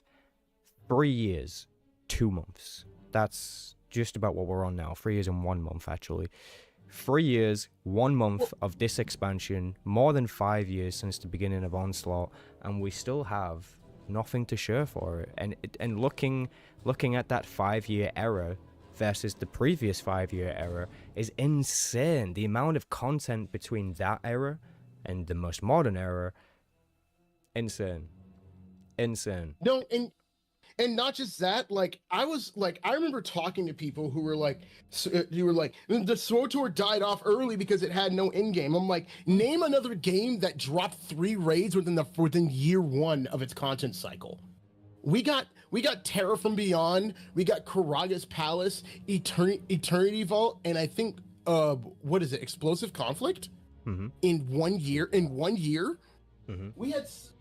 There was so much in-game content pumped out over the course of a year. It took Destiny 2 years to get as many. It took Destiny 2 years to get as many raids as SWTOR had in 1. Mm-hmm. Oh yeah. There was a peak, like you guys have said, where things were incredibly healthy. Yes, we may not have liked some of the changes that were coming along, but at least things were being done. The content was being made. You were keeping me busy every time I log in every few weeks or something like that when I'd be busy working. And there was like some new chapter. Oh God, I loved it. I loved that point of SWTOR. Just, and I know Yeah. we'll never get that back. Let's be honest, the game is past its peak. Unless some big investor comes along and is like, hey, I really love this game and I really want to do whatever, and brings in a whole team of dedicated nerds to really do something, it's not gonna. And it's just like Star Wars. It's Star Wars that all across the board is in that state where it's in the wrong hands. Yeah. As I've said before, it's going to come down to us to Sam, make like what they will not. Like Sam, it's up to you. You got to be that nerd investor that comes in and gets all these people. It's up to you. We're depending on you, Sam. Sam, if you ever see this, like, okay, like I said, bro, gathering team to make Star Wars game, we would love you. Like that would be awesome. I wish doubt he'll it ever see this, would so. or could be that easy, you know, to get things done. Just to sort of bring in some people from the stream chat here. So Kofak in the stream chat is just trying to consider why the developers might be so censoring. And first part of their thought process was going to be to preserve the echo chamber of we are doing good work. So maybe they've just sort of accepted the fact that they're getting negative feedback and they're just going to sort of censor that now because they already know it exists and it doesn't matter if it exists, but they can at least remove it or something like that. Or perhaps the people are attacking them personally. Now, I don't know if you guys have an opinion on people attacking the devs personally. Did one of you guys want to tackle that? Because I've certainly got something to say. I don't mind talking about that. I don't think you should attack the devs personally. I think you have to constantly remember that it is their bosses that are not allowing them to do probably what they would want to do. They can only do what they've been told to do. That is the alarming thing. And you must remember the initiatives and agendas that have been in control the last 5 to 10 years. So, Absolutely. yeah. My whole stance is like if you're going out there and sending horrible DMs to people, then leave. I don't like you. You do not have a spot in this community, in my community, and if that's what you're doing, I will ban you myself. It's different if one of the devs is coming out and doing that to you first. Big different. Like, or if they're going to be dumb and put themselves out there in a really stupid post on Twitter and everybody else is responding. Now, I'm not going to be getting hateful, but I'm going to probably point out the stupidity or whatever it is I find and be like, yeah, you are kind of a dumb twat. I'm done. So I think for a lot of people, there can be a fine line between, and I mean a real fine line, between criticism and harassment. And it seems to be the case with the community manager in particular for this game, where people seem to think that, you know, if you go and criticize Eric Musco, for example, that's fine. No one bats an eyelid, and that's just totally normal. But if you criticize the community manager of this game, Jackie, you get accused of harassing her. And that's something I've noticed. And I don't think it's fair for people to accuse the people who are criticizing Jackie of being harassing. I don't understand how that even computes. Let me ask you this, Sam. Are you going out of your way to find their pages and stuff like that and to go on and post on everything that they put up just to have your... No, you're not doing that. So no, you're not harassing. Yeah, there's a difference. There's a fine line. There's reactive and then there's attacking. See, like I've always maintained that as well. I mean, like, don't, like, I tell people there's a simple rule: don't be a dick. It's a very simple rule. But I do think how Goddess Demon pointed out was really, really interesting. Interesting to see that people got vocal about it only when it got a bit political. When 2 years ago, when me and Sam talked about it, others still were neutral to it. And you know what? That is completely fair. Like, fair. Like, I didn't really have anything going on my channel or whatever, but you are right. Other channels we would watch, or even I've seen, no, some of them are still not saying anything. And I understand. No, they're not. Yeah, I understand they want to like keep their audience and all that kind of stuff, and they kind of do say things in their own way sometimes. But I gotta say, could you please grow a pair of balls and stand with the rest of us, because it's kind of getting old. And this change is only going to happen when we stand together. Like abso-freaking-lutely. Like I have a very passionate friend, and I love having him around because, like, you know, like you have that friend who's just as passionate as you are, but you're more reserved. But he will absolutely say what you won't say in the most uncouth fashion. Like that's him. He's that guy for me. Yeah. And he was like, and he went in on this content creator on my stream. And I just want to point it out, we all saw that, Kothak. Yep. All saw what? Yep. We all saw your little mess up there, Kothak. Oh yeah, we all saw that. I don't know if you guys know this, right? I know you guys are actually personally beta players and stuff. But this guy in the chat, if I'm not mistaken, is also called Kothak in the game, and he plays a power tech. I'm familiar with this person. I know him from the game. He's actually a legend. This guy is a legend. Just saying. We have been graced with his presence today. Kothak, never forget what they took from you. They took flamethrowers away from power techs. Never forget that. Oh, they did a lot to bounty hunters over the years. Like, I tell people that all the time. I'm like, listen, I didn't even play power tech, and I looked at power techs and I was just like, I'm so sorry, guys. Yeah. They what they took from you is unforgivable. No. Took your fire. That's not cool. Yeah, that was a long time ago as well. That was a really long time ago. And it still hurts. Yeah. What was the biggest devastation to your favorite class throughout the last 12 years? Removing Phase Walk from the Sith Assassin. Oh no! That still triggers me to this day. Sometimes I press the keybind on my Sith Assassin, and it's been like 9 years, maybe even 10 years. Nothing. And it doesn't work. There's no Phase Walk on my Sith Assassin, and I still think it's there. And I still even remember the Assassin's Shelter skill point for it. So you could put your Phase Walk down, and when healers stood inside of the big purple AoE that it made, it would increase their healing done. And that was awesome. And they took that away from us, and I'll never forgive them for that. Never. Never forget. Jesus Christ.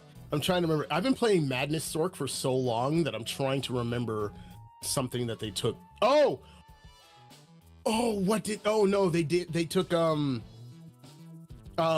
contusion or something like that on Madness Sork. It used to be what was it called? It used to be a debuff. A debuff they used to put on them when they used not demolish, but crushing darkness. Oh! I remember. Yeah, you had to set the tick before you'd hit it with that, and then it would hit its timing. It would goof, and you were constantly making sure you threw that on everybody. Yeah. Exactly, and Madness Sork doesn't have that anymore, but they have demolish, but demolish just doesn't hit as hard. No, I have to say, for Sork, it was this might be spicy. I don't like having my Force Storm so early. Oh no, neither do I. I don't like how easy you made it to. Honestly, I hate. It's sort of what they did to all the classes. I hate how easy this game is to play. I hate that it's so easy to outpace the level. I hate that I don't need to do the side quests. Yep. Tell me about it, man. Preach it. I don't even need to do anything but like the class. That's it. I'm sorry, you just absolutely ripped that. You just like burped and kept going. It's a casual occurrence.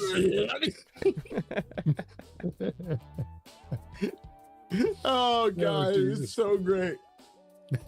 Oh my god. But no, I feel you. Like the game's easy. And it's like, and it's not just like easy, it's like pointlessly easy.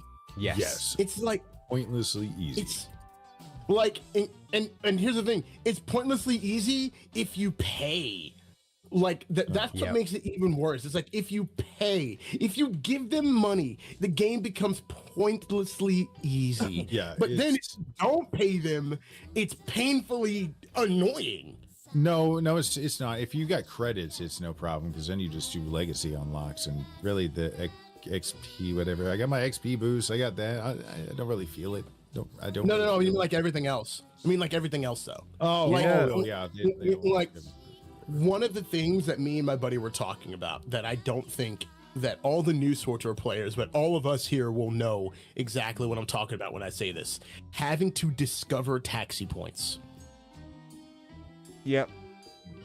That was Having to painful. actually no, it was painful, but here's the thing. It forced you to explore the planet and it made it worth it. When you found a taxi point, you were like, "Oh, I found it." Yes. you're like, I found it! Holy crap! I know where. It's like I found a taxi point. You were I won't have to do excited. that again. Okay, thank God. I can get around here a little bit quicker. Yeah. So when they Exactly. initially did that, I actually thought that what they had done was if you had previously discovered the taxis, even on any of your other characters, then it would just have them unlocked for you, right? And then that way you don't have to constantly redo that shit on all your alts. So I actually thought that was a cool thing until I discovered that it's just the case of you get them all unlocked, no matter what, which does make the game really quite easy. It undermines everything we did. Yeah. Well, no, and not just that. Me and my friend call it SWTOR the convenience simulator. Yeah, because that's what it is. Because that's what it is now. It's like it's like oh, I can conveniently quick travel everywhere. When is the last time you guys have been on your ship? Yeah, you don't do it often, like especially level 60 onwards. Level 60 onwards. Exactly. It is a pointless feature. So why do they have it in the game still? It doesn't. Like the only reason it's there is for the class storylines. And they've never done anything with 1 through the ships. 50. There's a complaint right there. From day one, they promised us, oh, we're going to make it where you can eventually have different customizations for this ship. You can, get different retextures for it. You'll be able to... They even hinted at one point, there was a whisper that they were going to make it where you could, buy different ships. So people didn't have to have clones of each other all the time. That's another thing the game failed at. That really fucks the end game. It fucks the RP. It totally screws everything up. Everybody is a clone of each other. Yeah. There is no independent feeling. All of my achievements are undermined instantly because you've done it too. And that's, just, I don't know. It's like I'm covering WoW's player housing right now. And World of Warcraft literally answered every single problem I've ever had with Star Wars: The Old Republic's player housing with this one update. They hold on, wait, Sam, go ahead. I'm gonna pull up the article and read exactly what they said because it's a trip, and you're gonna know exactly what I mean by this. The bird face is preparing. So Kofak in the chat is saying that if you keep in mind though that prior to release, if there was more than 5 players on the screen, the game would lag, and obviously since then they have come a long way, which is valid to point out. However, I would also just retort that with that in a 16-man Warzone, it's still really, really difficult to maintain even 30 FPS. So they might have come a long way with 5 players on the screen. Fair enough. But when there's 16, the progress has been pretty fucking slow. Here's my sexy voiced response as well. Maybe if, although not you personally, but if all those fuckers had chosen the most updated hero engine when they purchased the license and rights to build this game, instead of going with its I can't say that word on YouTube. It's special needs cousin version that was, already outdated as F. Maybe it wouldn't have that problem. Maybe it wouldn't just now be catching up to DirectX 12. Yeah. Maybe. Just maybe. Yeah, World Boss with a full 24-man group can be a slideshow, especially if you're going for the Yavin secret world boss. I have to try some PvP on this new PC. It'll probably be really good, but it'll probably be laggy as hell. I don't have a new PC. I built mine in 2019, but it's no slouch. It's got an 8-core. It's got 30 gigs of RAM. I have a 3080 Ti FTW3. Ooh, that's no joke still. No. Yeah, it's no joke at all. I still get garbage frames in SWTOR sometimes. The So I'm just 4070 gonna. Super so far hasn't lagged on anything, but again, I haven't tried. Like I said, the PvP. I heard Do the it. 47 Super is good. All right, so wait. So this is on World of Warcraft player housing. So I'm just gonna read the part where they talked about like the 4 pillars of player housing. We developed with such a large new feature, useful to start by first defining its pillars. Boundless expression. The highest priority is to allow players to build a house that shows off their own personality, tastes, or their warbands, acts as a desired backdrop to role playing. And it just allows players to create something fancy. There's this. Oh wait, there we go. Deeply social. World of Warcraft is fun to players, and housing should be no different. While players can enjoy housing purely on their own, a system are designed to at a fundamental level to encourage interacting, playing, and progressing with friends, neighborhoods, guilds, and the wider community in a meaningful way. Strongholds don't do that. No, they don't. They're pointless. What strongholds do is they literally take you out of the game and put you in your own little bubble and separate you from the rest of the game. Yep. That is what strongholds do. That is actually true. What, like, the one thing they're doing in World of Warcraft is they're setting it up so that they're designing zones. So they're designing zones with neighborhoods for players where you can have public neighborhoods and private neighborhoods. And they explicitly said that they're designing it so you don't feel like you're plucked out of the world and put into your own phase away from everyone else. They're designing it like that on purpose. Yeah, I know it would be crazy, but I wish they always would have worked us into the Coruscant City meshes where, like, you would just get your own little chunk, your own little window, and you could, like, fly by it and see it. It's, I don't know, just make it where it's actually part of things. Like, there's a couple features that SWTOR is missing that it's like, wait a minute, you're making a Star Wars game and you didn't have this, and one of them is Definitely. like flying mount. Yes. Why can't we fly? I can't sit in a chair. Like, I pointed that out to Boomy, and I was like, you know what really the roleplay community really wants in all of these games? Clickable chairs. Yeah. Yes, but no, they'd rather freaking make you pay for it. Oh, Birdfist. Wait, we had housing in Warlords of Draenor, and that failed really bad. That is another try after 10 years. The point is we're like Warlords of Draenor, Warlords of Draenor, when it did like the garrisons, you're right, it was bad, but they learned from that, and look what we're getting now. SWTOR has never had a lesson like that. Like they've never been like, this didn't work, let's try something new. You did bring up a really good point there, Badface, and that's that in Star Wars The Old Republic, if you do go to your stronghold, unless it's the Imperial Fleet stronghold or the Republic Fleet stronghold, you really are actually taking yourself out of the game, of the main pool of players in the game. So if you're an end game player and you're looking for raids or people to talk with or people to group with for whatever reason in whatever capacity, you're not going to see that. You're no longer connected to that. You can do that with the guild flagship, but the flagship, if I'm not mistaken, needs to be at the Imperial Fleet for it to be able to speak to the Imperial Fleet chat. I could be mistaken on that. Yeah, okay. Yeah, that's how I thought it was. It has to be literally at the fleet. Right, that's how I thought it was. Right. I'm still only 90% confident on that, so if anyone believes otherwise or has the proof, then please let me know. But anyways, the point being that it does take you out of the game, and if they fix that, if they actually make it more linked, even with strongholds and stuff, like all strongholds should be connected to the main hub chat, and the main hub, no matter how you slice it, is the fleet.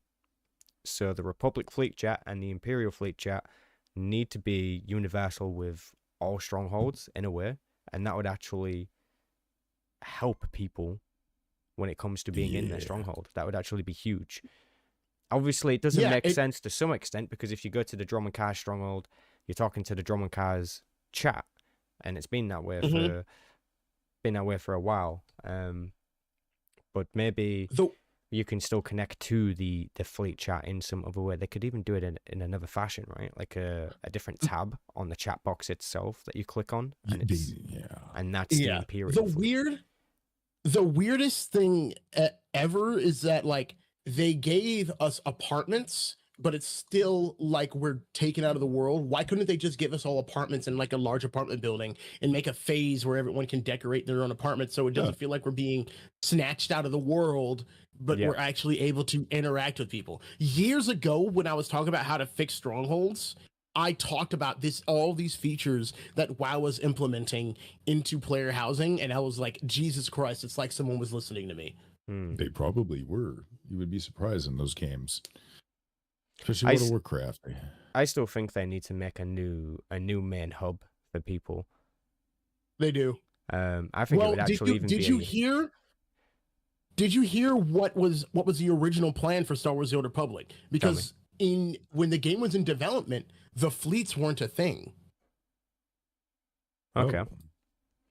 What it was is originally Coruscant and Drummond Koss were going to be like the hub worlds and where you did everything from. That's That why makes Drummond sense. Koss seems so, and that's Because why there is Drummond that Koss area. seems bigger. Yeah, there's that area on Drummond Cars, near the monument called the Spires. You go up the stairs, and then there is a guild registrar. There is a bunch of different vendors. Yep. But if you notice, there's a bunch of this unused space on Coruscant that just seems like it's there for set dressing. Like there's hallways where you go down and there's nothing there. Yeah. It's almost like there was something there before, and during development it was taken out. Yeah. You look to the Senate building as you're approaching it. To the left and to the right, there is huge space. Huge, humongous space, and you can go run around it for quite a long time, to be fair, and you won't even come across anything. And there's nothing there. Mm-hmm.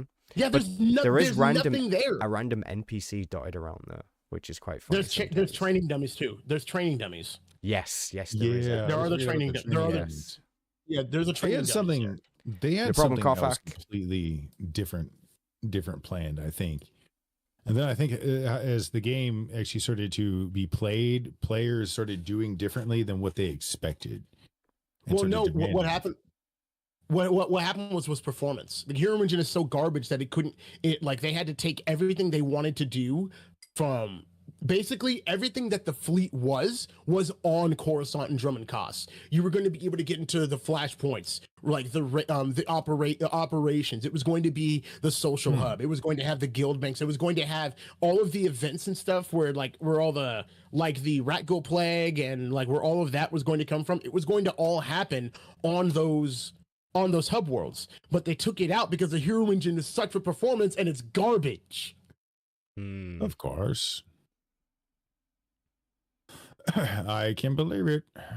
Yeah, the engine was a bad decision. And you want to know something funny? You know the only reason why they chose the hero engine? Money. Is it because ESO did? No. It was because it had the feature that would allow them to do the class storylines. Those little phase barriers that you walk through, that feature is built into the engine. Right. Okay. That was it. That was their big deciding. That was one of that was the biggest, probably one of the biggest reasons, I think. Don't quote me on that, everyone who's watching this, but that was that reason. Yeah, but it is a sad reason. It's so dumb. It's so dumb. Yeah, because that's a pretty simple thing to create. I'm not gonna lie. Well, you have to remember, this was BioWare. They just made Mass Effect. Mm-hmm. They had no idea. They had no idea what they were doing when it comes to building an MMO. No idea. Yeah, and where the phases work, they're the exact same ever since the beginning. So that the building blocks for them are very simple, and the phases that they create actually just create a huge invisible box. I don't know if anyone's ever tried this, but when you go around the map and use things like force push on the Juggernaut or the pushback on the sniper or whatever to get into areas that you're not meant to be in, you can actually climb on top of a phase in the game. So, to explain, you approach a wall and the wall says Sith Inquisitor phase, whatever, something like that. But the height of the building is only 15, 20 feet or whatever. You use the sniper knockback to jump on top of the building, and even if the building has no roof, you'll be walking on the roof of the phase, the instance, and you won't be able to get inside of it. And you can see that with every phased instance in the game. That's nuts, dude. Which is it's pretty cool, to be fair. Pretty cool. Also annoying when you're trying to get into cool places because you're like, Jesus, invisible wall, you know? Like, if this wasn't here, this would be cool. I can show you exactly. This is a different engine, but it uses a very similar premise as well.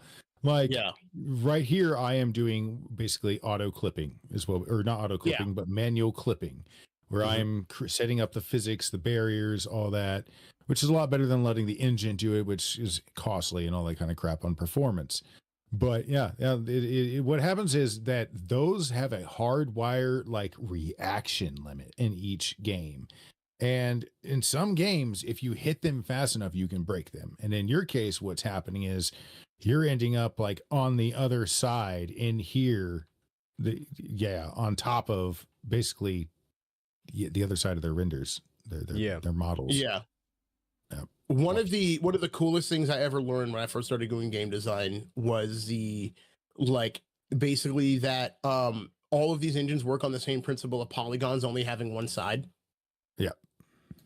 And like polygons, when you're 3D modeling something, they only have one side. If you can find a way to break through that one side, you're pretty much set.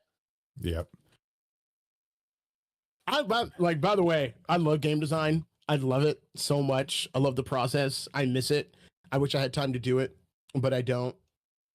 I wish I had taken the opportunity when I was younger. It is something I can't stop doing. Even if it is, a jit back to, older games once in a while, just they're good communities. You should do just like streams where you play around in this engine. Just do it. People would show for that. Are you kidding me, dude? They might. I don't know, especially considering it's a Jedi temple. A buddy of mine was actually pointing out the other day, he's like, this map is probably going to end up drawing some traction to Jedi Academy. And I'm like, bro, it's just a map. I'll be lucky if I get like 100 downloads with as small as our community. No, it's the map of the Jedi temple, though. He pointed that out. He's like, bud, you realize you just created the first, like, you can just walk around in it, Jedi temple, anything. That you can fly around it. Plus it's a 13, but he's like, this map is probably going to draw traffic to the game. I'm like, oh crap, I didn't mean to do that. Like, not that that's a bad thing, but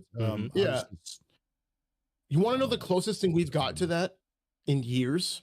The last, I think, it's like someone correct me if I'm wrong, but the closest we got to that was in 2005 with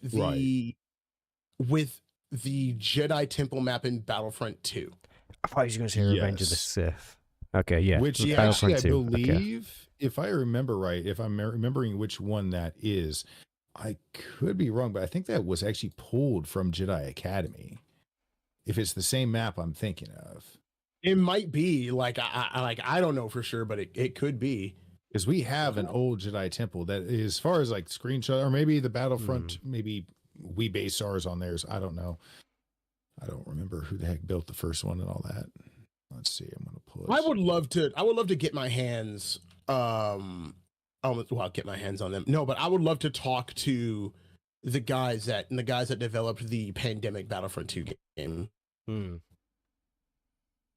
Shendism, you should subscribe to OutcastCantina because he will be live streaming some behind the scenes of that kind of stuff, I imagine. So definitely go check him out. You're butting. Can't really like that. Everybody's kind of cutting out a little bit. Yeah, is going crazy. Oh, not good. The stream looks fine.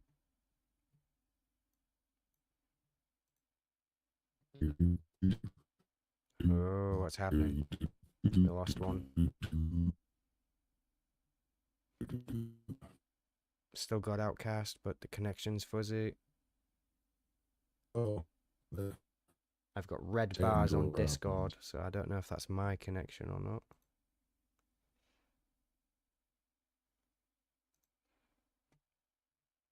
Stream is fine, the guys are just lagging. Okay.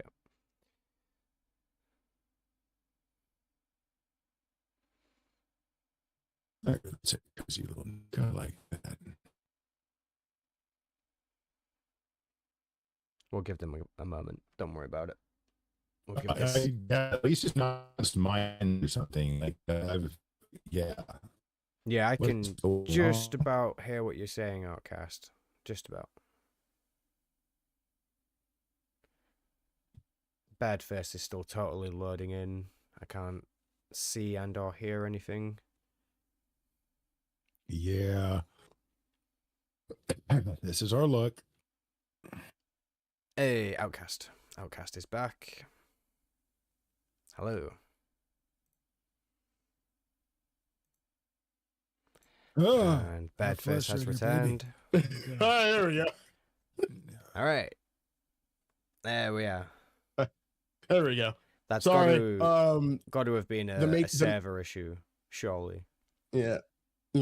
Sorry, guys. The Matrix broke. Yeah. Is YouTube finally hitting its like bandwidth limit, or are they finally?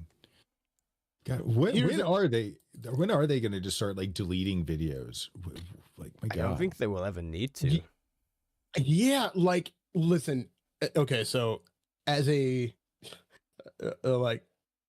okay, in my day job, I work for Google. Right. Like, I work for G Fiber. And I get to in my office that I work out of, I actually get to see quite a few like execs on the Google side. Right. Guys, we're fine. Oh, geez. Like, we're fine. I imagine they're Trust always me, we're acquiring fine. server deals. There's a data center in my town. Oh. Okay. Hell yeah. And so we're fine. We're fine. We're good. Trust me. Google's fine. YouTube is YouTube. Next week. Unless something catastrophic happens, I'm pretty sure we're good. I don't think anything will ever happen to Google just yet. I mean, I could be wrong, but I think it's one of those entities it's very hard to take on. Everything changed when the Bing Nation attacked. Yeah, that phased out quick though. Like, it didn't last very long, to be honest. Yeah, truth.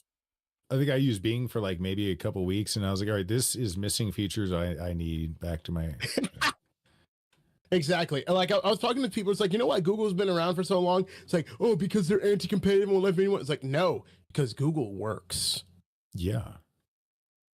Okay. And I'm like, not everything is the fault of late stage capitalism. Chill, guys. I get it. It sucks that we can't buy a house right now, but it's not that bad out here. No. But okay, no. The SWTOR subject. Mm-hmm. So Right. And I promise this is basically becoming a meme on my channel because every single time I talk about SWTOR, I end up going back to this. SWTOR handles its lore so bad, its codex is garbage. It's like, here's 2 paragraphs on this thing, and I'm like, listen, the people that are looking at this codex want more than a paragraph. Mm-hmm. Yeah. And it's funny because Destiny figured that out. What happened to your guys' voice acted little videos and whatnot? Like, geez. For real. But no, not just that. Freaking Destiny figured out how to do lore in a game where most of the players won't read it, but to satisfy the people that do. Because in Destiny, there's like different weapon tiers and stuff like that, but there are weapons that are legendary quality, and they have lore tabs. The guns have lore. Yeah. And then you have exotic weapons and exotic armor that has lore. So it adds a new avenue to the actual weapon, right? Because maybe you didn't like the weapon because it sucked ass, right? But then you went and read about it and were like, oh, but actually, it was used for this thing, so it's kind of symbolic now. But not just that. Legitimately, there's been story breakthroughs in the game that have been known to the lore community before the rest of the community knew about it, because the lore had been talking about it for months. Right. Okay. Yeah, so it was right in front of you. So it gets Yeah, so ignored, and then the lore players come in, and they're like, "Whoa, you didn't notice this or this." exactly. Like Right. this is the best this is the best example. In Destiny 2, there's this character named Osiris. So in Mhm. Destiny 2, you're a guardian, you use the light, blah blah blah. But Yep. what happens is a guardian can become lightless if their ghost is destroyed. Yep. So this one character had their ghost destroyed and he didn't have the light anymore. But in the story of the game, he was acting kind of weird. But the people that were going in and reading the lore tabs, there was obvious that something had happened to the character, but we didn't figure out what. But there was moments where the character in the lore was talking as if someone else was in his head. Oh.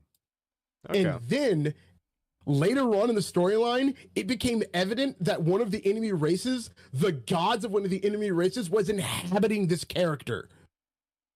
Of course. And then at the end of the season, it was finally revealed that this character Osiris was secretly the hive god Savathun, and just popped out of the character. And then the character was out of commission for like a year, Right. recovering from it. But the lore community knew that it was coming before the rest of the players did. Right. That's cool. That's cool. I Yeah. like that. And Effect is challenging you in the chat. He's like, it's not all good lore, but the sentiment is there. Yeah, exactly. It's not. I'm not saying that all the lore is bangers. Like there's this gun called Graviton Lance, where the lore is just that the gun shoots black holes for bullets. Hmm. Yeah, that's epic. That's epic.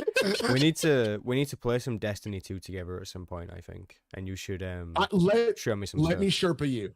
Mhm. Let me Oh, Sherpa God. you. I will absolutely do it. Mhm. Oh no. I haven't played it in quite some time. I played the first game when that one came out. Yeah. Enjoyed the story for that one.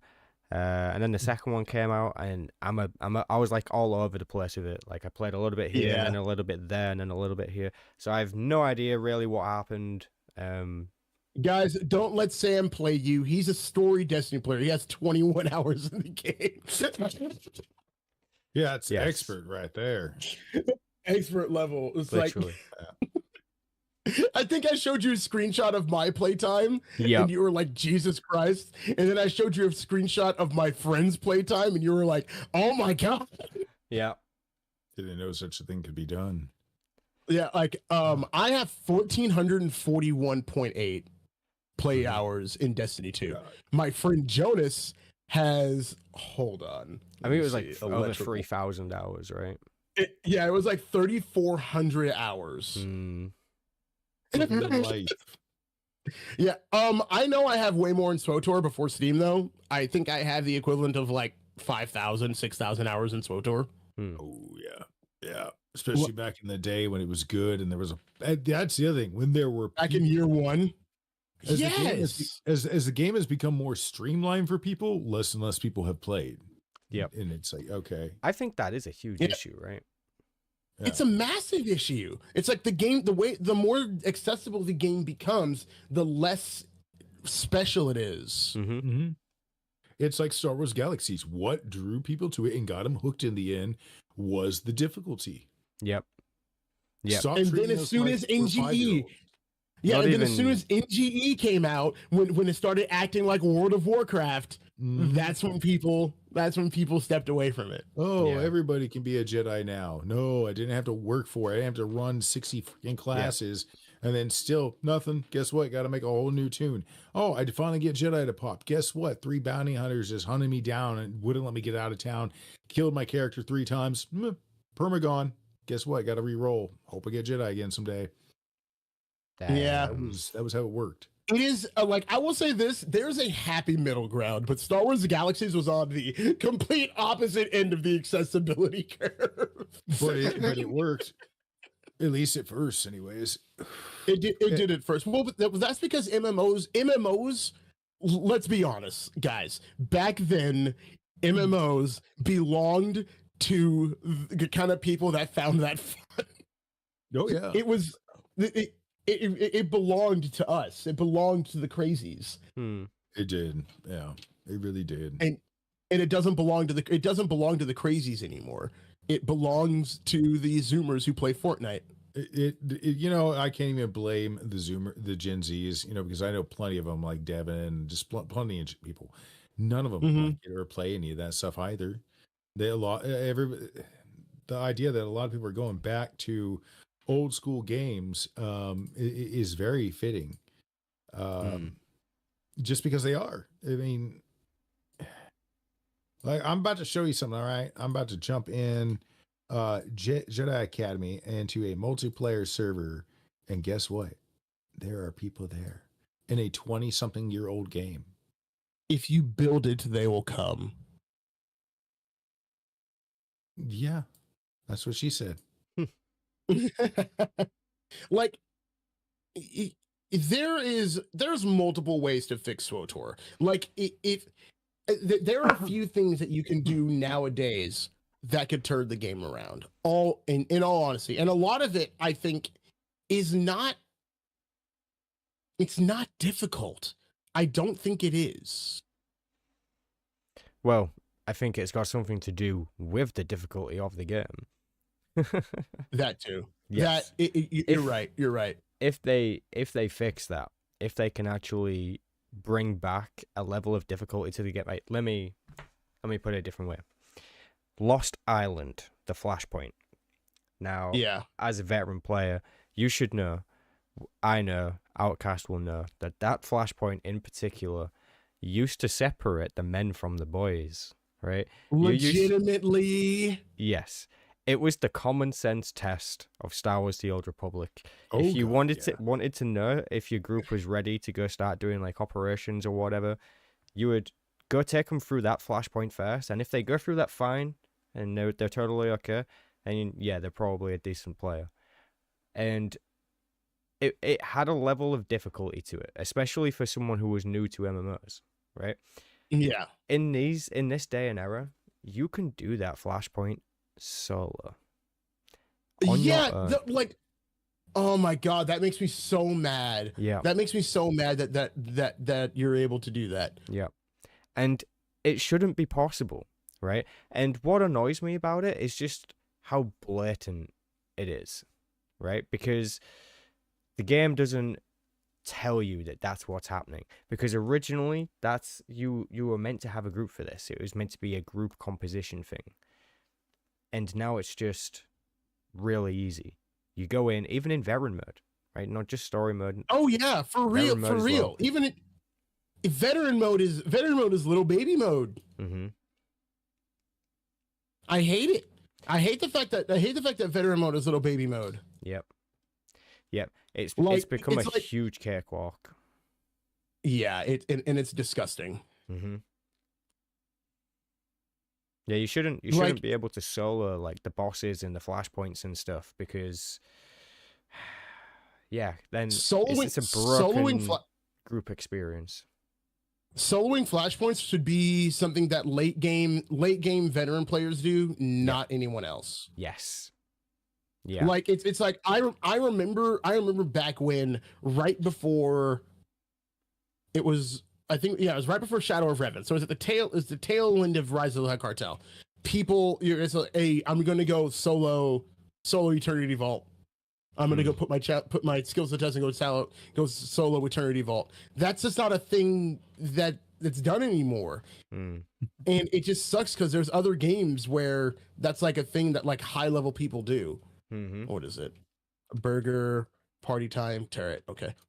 Sorry, Destiny involves reading a lot of symbols, and I had to read those symbols. Oh.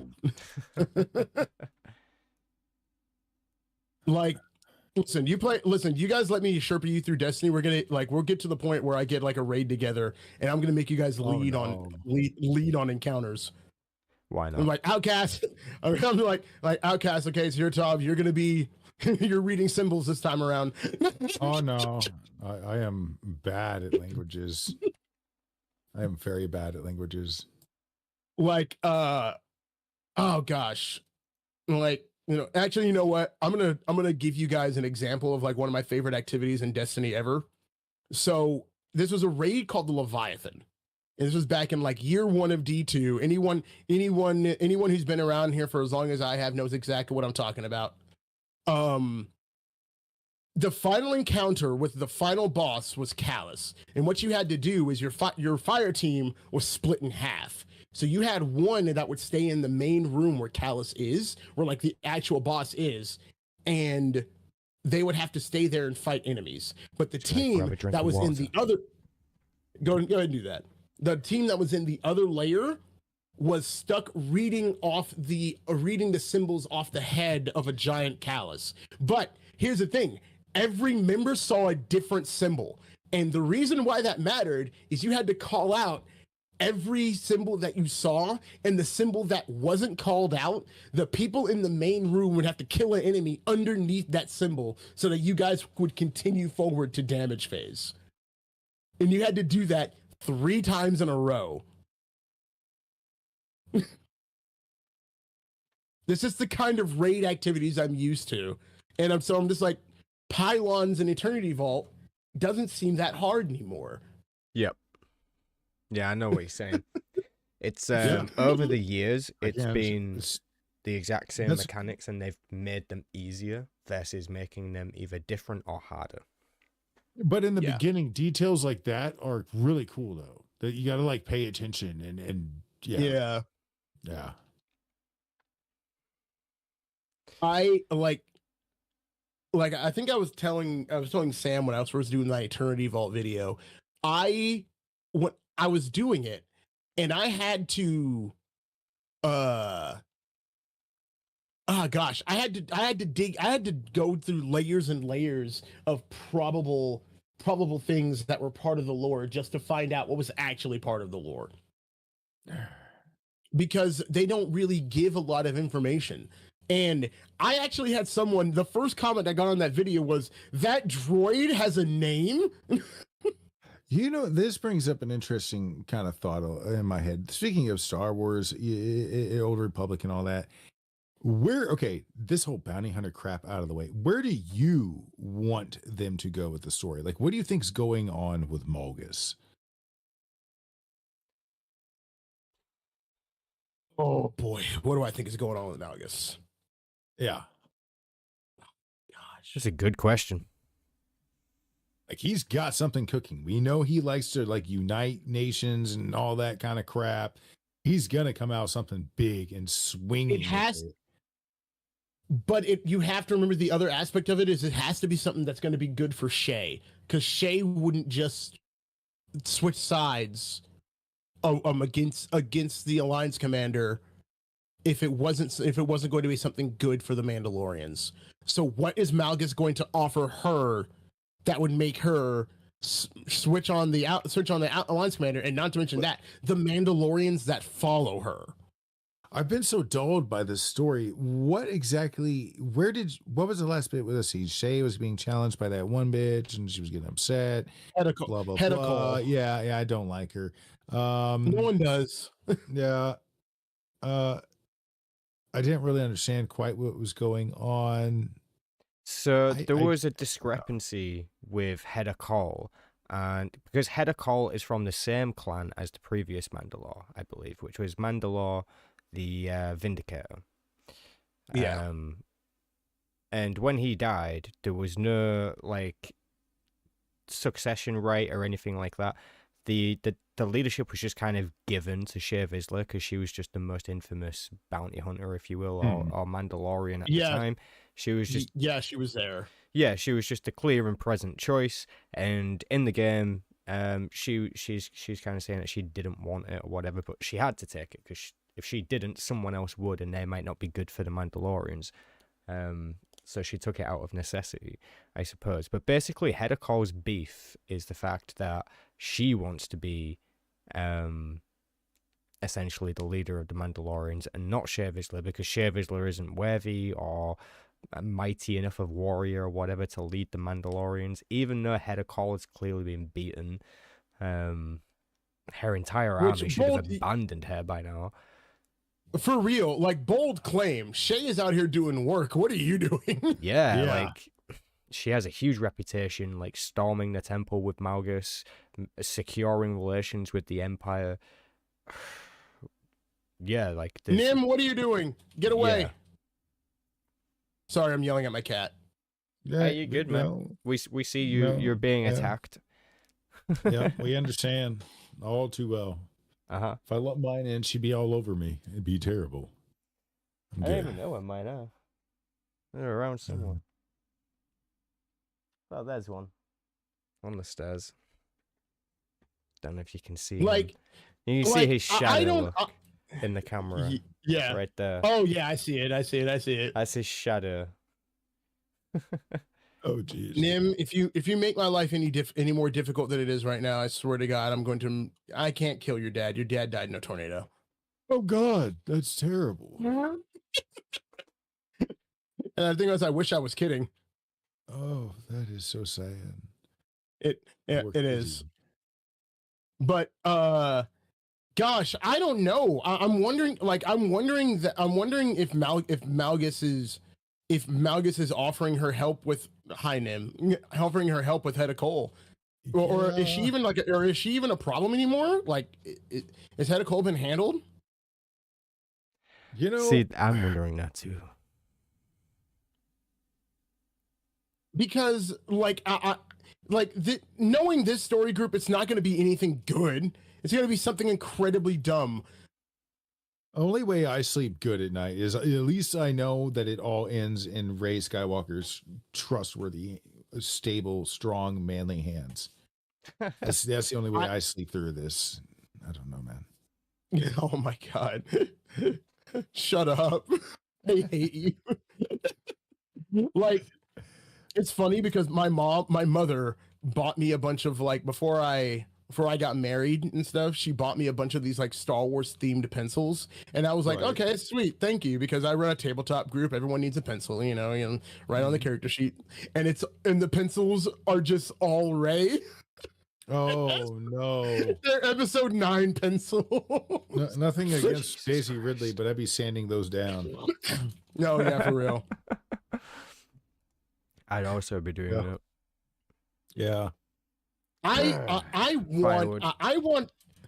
want this game to severely get the Final Fantasy 14 treatment. Just delete this game, give us a sequel, learn from your mistakes, give us a better game. Like I That's said, what I though, want. everybody hold on to the assets. Just hold on to the assets, because I think this game is going to end up just disappearing, and it'll be very quick when it does. Like, I don't think we're going to get it noticed. It ain't going to be any time just right this second. I don't think I think you got a few more years. 5 is where I start to get iffy. 10, we're gone. We are absolutely gone. We are a page note of history. But again, the assets for all the people out there will become rare, because so many people are going to uninstall it, not even thinking. So many people that do that kind of stuff. And it's like, stop and think about what you're doing. Oh yeah, I'm not gonna. Oh no! Like, I'm like the SWTOR Slicers Discord. I stay in there and I keep all my tools updated. Yeah. I'm keeping all my extraction tools updated. There's ain't no way in hell this game is getting shut down without me getting a hold of all of the assets I can. I want to be able to rebuild my characters. I want to be able to do fan films. I want to be able to do a bunch of stuff that I've always wanted to do with SWTOR's assets. This game gets shut down. Like, there's no way I'm just gonna not do that. Yeah, it's Yeah. I will not go quietly into the night. Although I'm not necessarily leaning on the side of they will shut down the game. I still don't think that they will shut this game down just yet. Even maybe within the next 5 years or so. I honestly think that they're going to keep this thing alive for as long as they possibly can. They're going to milk it for as long as they possibly can. And if they can push it out to console, I think that's 100% going to happen. Like, there's not even a doubt in my mind. Like, console release is essentially a matter of time. Oh, You think so? Mm-hmm. Where do I land on that? Where do I land on that? I think to a point, yeah, I could see this game being kept alive just as a classic kind of thing. But yeah, it'd be kind of. It's almost essentially what they're doing now, right? Yeah, but you know what, Sam? All right. I'll acquiesce. You know what? Yeah, fine. I think it might actually. It makes sense. It makes sense. They want to like it gives them a chance to get a whole new audience of people to spend money on the cartel market and get that Fortnite audience. So who knows? Yeah. Not, I think not it- like. Sorry, go ahead. No, good. I was gonna say, especially if they can ever actually finish the story up in a satisfying way, okay. But you really, it all comes back to Endgame. All comes They back all, to Yeah. gosh, they already did a freaking Avengers Endgame style wrap up for the story they've been telling since year one. Mhm. So I'm like, all right, what else are we going to do here, guys? Come on. And it's See, like, if they were actually going to end the story, I feel like that's different, and that even could be acceptable, yeah. right? Because then they get to focus on all the other aspects of the game, and that's fair enough. And You obviously, better that's give still me going to fucking come with level 100 some though. element of story, right? yeah. How about this, Sam? What's your dream expansion? The expansion that'll make you reinstall and sub today. What's your dream expansion? Something very Feel like- similar to the likeness of Shadow of Revan, and I don't just mean how it launched, I mean how it went like over its entire existence up until the next expansion that came after. You know, that was peak SWTOR for me. Like if we're to that's only if we're to go to like the same sort of bars that they've set in the past. If I wanted like them to actually do something that would really blow my mind, then it would be something on the level of Shadow of Revan, but maybe like double it. You know, like double it, not the content, but like the length of the content. Let's say. Yeah. And give me. What about you? Give you level 1 like freaking Outcast is like make number go up. You gotta stop at 100. But I want 100. Yeah. Like I think that also would give us something to do. Clean up the gearing, please. Like, I'm sorry, but can you just make this crap to simple credits? I'm tired of all the different whatevers and having to. Please, just let me buy my fucking armor. Just put a damn dude in there who's like, okay, And let me just buy my armor. Just let me buy it. I'm done. All right, I'm done with this crap. You know, it wouldn't be as bad if it was like, oh, hey, credits, and then you only need like one of these other currencies, but it's like you need credits, and also you need like 1,000 tech fragments, and you also need like this thing to go with it, and then when you get raid gear, you need a raid gear token. Mm-hmm. And then you got to take the armor and turn it in, and turn plus some badges. And what are you? God, doing? what? I swear to God, again, Destiny figured this out in year 1 of D1. What are they doing? I don't know, man. We don't know. We'll never know. The In gearing year system, 1 of Destiny 1, they already solved this issue. the gearing system from Shadow of Revan, in my opinion, and even Was good. before Shadow of Revan, yeah, that they had already nailed it. Like they already had it exactly how it needed to be, and Planetary was- commendations. exactly right. Planetary commendations, and they had Warzone commendations, and then they had crystals. I don't know if you remember those. I do remember the crystals. Yeah, they had crystals from flashpoints. But yeah, operations, they had a specific drop per boss. So Yeah. the boots, for example, I remember that being a drop on Revan. I think it was Revan in Temple of Sacrifice. Yeah. Yeah. Yeah, so a specific item would drop on a specific boss. And that was the motivation for you to go play different operations in the game, because obviously you would need that piece of gear, so you would go do that operation to get that piece of gear, type of thing, versus how it is now. Like these days, I think it's a little bit different in that. But yeah, back in 3.0, they really had it kind of nailed, not gonna lie. Yeah. Here's exactly how I would do in-game gearing. Once you get done with all your basic stuff, you have to run flashpoints and stuff like that. Like run flashpoints until you get up to a specific gear score, but also remove solo flashpoints, get a group, make people actually have to group up to do group content. I'm getting tired of group content getting nerfed because they have this dream of making an online single player RPG. That's not how this game works anymore. And then once you get to in game, make every operation have a specific loot table for that week. So be like, hey, if you want to get this gear for your class, run this operation this week, and it'll be dropping all the gear, and it'll be dropping every gear, all the pieces of gear in every slot that you need. You just have to run it a bunch of times because MMO players want to grind. That's what we want. Tell me I'm wrong. Can't do that. Can't tell you you're wrong. Sorry. No. We want to grind. So making us run the same operation over and over again, that's fine. As long as we can do it with our friend group, put on a YouTube video in the background, we'll do it for hours on end until 1 o'clock in the morning until our life fades away. No, in our case, we'll make a YouTube video out of it till dawn. Exactly. And like many a YouTube career has been made. Like, do you know how many YouTube videos get made on Destiny about what god roll weapon is popular for this season? What weapon has the best stats? What weapon will focus down this boss quickly? Yeah. That's every week in Destiny. Yeah. Because everyone's got a different opinion on it as well, right? Exactly. And not just that, every class plays different. Everyone has a different everyone has a different style. And when you have a game like SWTOR, everyone has a different style, but also every class plays differently. Well, at least 4 ways of different. But like this whole but talking about classes though, for Star Wars: The Old Republic, when are we gonna get a new one? You know, they already brought the split between origin stories, class stories, and combat styles now. So when are we gonna get a new class, man? Another thing that I said was going to happen. I called that a year before they did it. I said I was on Twitch making SWTOR content and said that they were going to have to disconnect the origin stories from the classes if they were ever going to do an update to this game. And they did it a year later. Yeah. You know, that is one touch I am actually kind of happy they did was the way that they finally, I was like, okay, I can finally play as like a Sork, but do the warrior storyline and just, oh, thank God.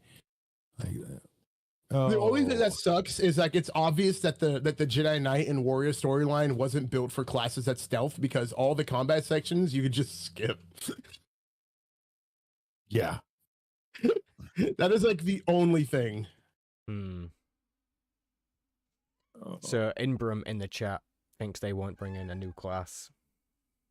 Oh, I don't think they'll ever bring in an actual new class. No, I think even though they need to. They'll try to create a new class that does the same story as somebody, kind of thing. I can see maybe going that far. That would be kind of dumb. I think it would be in their best interest if they were going to do it. I think it would be in their best interest to at least make a level 0 to 10 starter world, you know, like they have done in the past with Jedi Fallen Order, Mantel, Korriban Hutter. I think that at the very least is probably necessary, and on top of that, have the other stories able to come and also play something in this new area or whatever. I don't know, just for example, like from World of Warcraft, when you make a Death Knight, you know, you're in a new place when it's all explained lore wise as to how you are, what you are, and I think that's really cool. They do that with Worgen too. They do that with the Worgen too, and then Worgen is my favorite class. Yes, leave me alone. Don't say it. Don't anyone say it in chat. Leave me alone. I like my wolf race. Don't worry, you're protected here. For I don't know. If a mobber cares, I might not be able to protect you too much. But hey, what's up, Celeste? Welcome.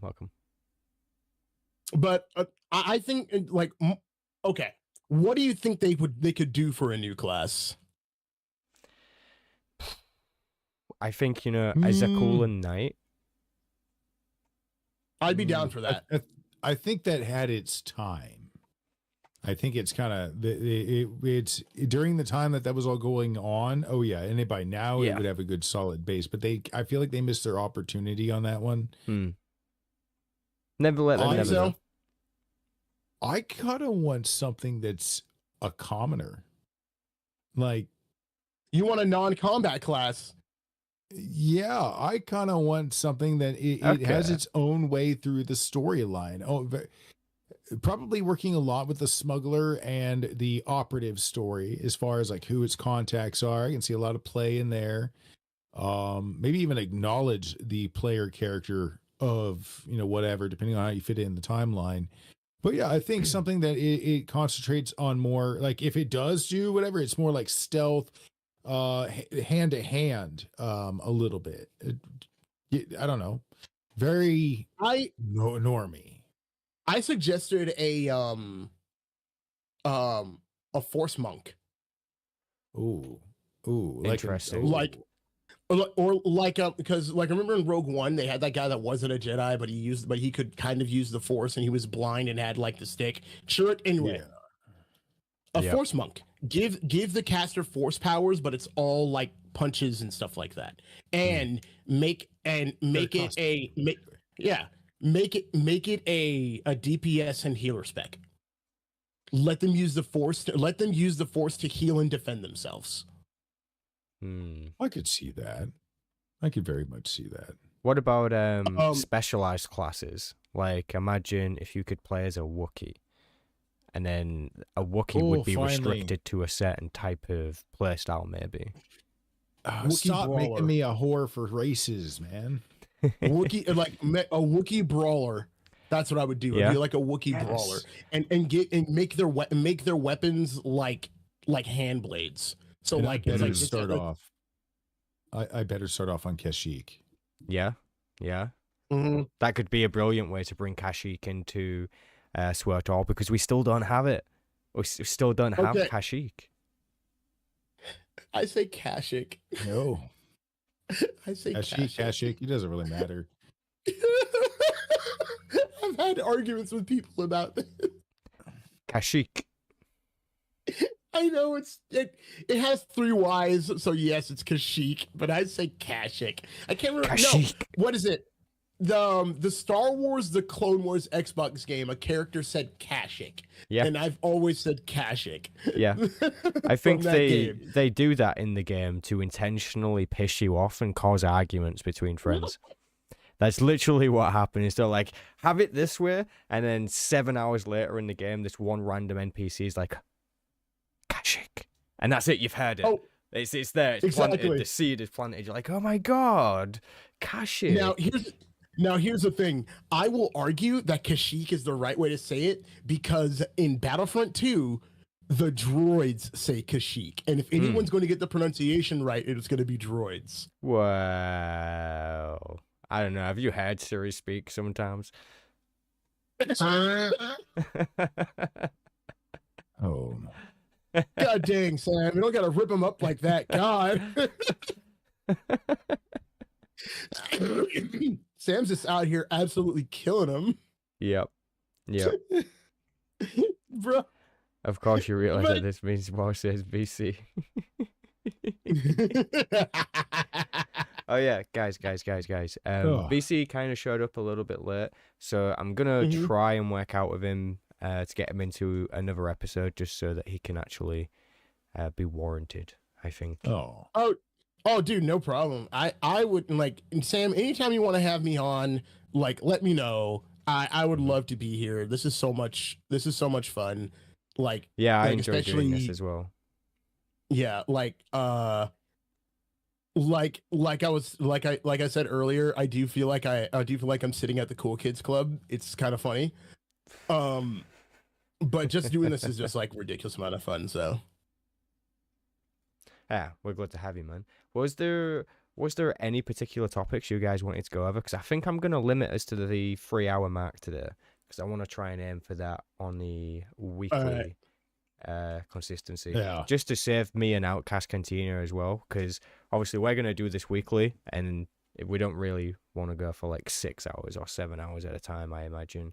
No, dude, you gotta Joe Rogan it. Go until someone pisses you off and then end it. You know, you know what? You know what I would absolutely love. And this is purely for like growth. for you guys, but also because I would just love a chance to hear everyone talk. Get SWTOR in here, man. Yeah, get Boomy, get Teresa, all of them. You know what? Get like somebody actually did suggest that. I think it was in the comments of the previous podcast that we did. So when it went live on the channel after the fact, somebody asked about bringing SWTOR on, and I was like, do you know what? That actually sounds really interesting, but I highly doubt she would ever come on. And I actually challenged that person to go and reach out to her and find out what happens. So, do you know what? Let me just put it out there publicly. Like, SWTOR, if you are watching or if you want to have a conversation, I imagine the answer is no. But just come on. Get on here. Have a conversation with us. Why don't you convince us of why we should be supportive of this game? Or perhaps why we should think differently? Or maybe we can even try and convince you otherwise. I don't really think that would even be the aim of the discussion here, but no, I think everybody would agree that we love the game and we're not unsupportive of like I don't want it to die. I want it to do good. And this is the same thing as so many people say about Disney. We've been trying to get this through to the other side. We don't want them to be in the fucking position they are in. They put themselves there. We didn't do it. Yeah. They made the media. It fucking flopped with the audience, not just me as an individual. Yeah. Me and my tiny little channel, Birdface and his channel, Star Wars Central and his bigger channel. None of us were why the fucking projects failed, whether it be Star Wars The Old Republic or any of the fucking movies. Stop blaming us. The only thing we did was fucking share our opinions and show what was actually going on and educate people a little bit on the fucking lore of these things and explain, hey, these companies are messing up. And somehow we're to blame. You say that we have no voice, but yet you say we do, and we make all these messed up changes. So which is it? Where are? Yeah, like people confuse criticism for vitriol. Yes, and or even harassment, right? Yeah, exactly. And I'm just like, guys, if I didn't care, I wouldn't be saying anything. If I didn't give an F, I wouldn't be out here saying how they could fix it. The fact that I'm saying this is garbage, you should do this to fix it, means that I care. Yeah. And do you know what? The fact that my voice got high pitched, that I'm this worked up. Yeah, it's good. It's good. Your passion's in there, man. Your passion's in. I think it should be evident to anybody that's even listened to any of us that we are clearly passionate about the game. You know, even if you think sometimes we can be negative, of course, we've already praised everything that needed praising in the past, and you know, we can only talk about it so much. And when you love something, you tend to criticize it. But let me just put this out there, like, so if SWTOR wants to come on and have a conversation, if that ever happens, that's totally cool. But to expand on that even more, anyone who is a content creator, if you want to come on and talk to us about this, no matter which side of the fence you lean on, I would love to have you on and to have a conversation with you about the state of the game, about the studio, about the past of the studio, the experiences of the dev team, absolutely anything and everything. And the same for the people in the chat. You know, if there are people in the chat who show up every week and they want to come on and talk to us about this kind of thing, I'm down for that. You know, this invitation goes for literally everyone out there in the community, guild leaders, you know, content creators, developers of the actual game. Anyone and everyone, get on here and speak to us. And like, and if you want to come and if you want to come on here and call me a garbage person because I play Destiny, that's fine too.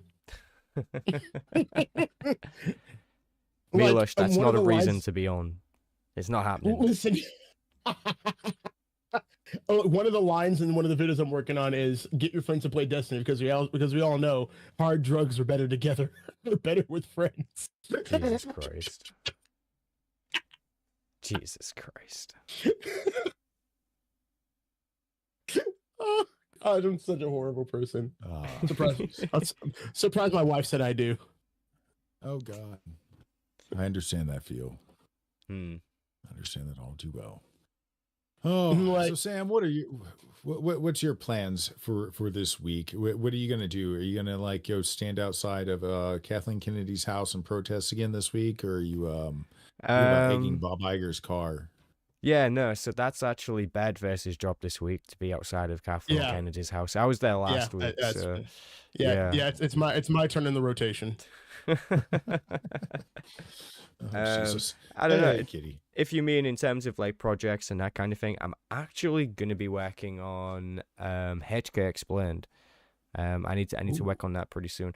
Also, something with Darth Jadis and the Imperial Agent will happen pretty soon. Not entirely sure if that's gonna be just the Imperial Agent explained or Darth Jadis explained. Not sure how that's gonna look yet, but one of those will happen. Possibly together. I expect you to dig in deep on that ship where the original HK models were crash landed on Section X. Mm-hmm. Yes. I expect you to find as much information as possible. Mm-hmm. I don't want to have a single question about HK by the time this is done. Like, that's all I want to know. That's all I can say.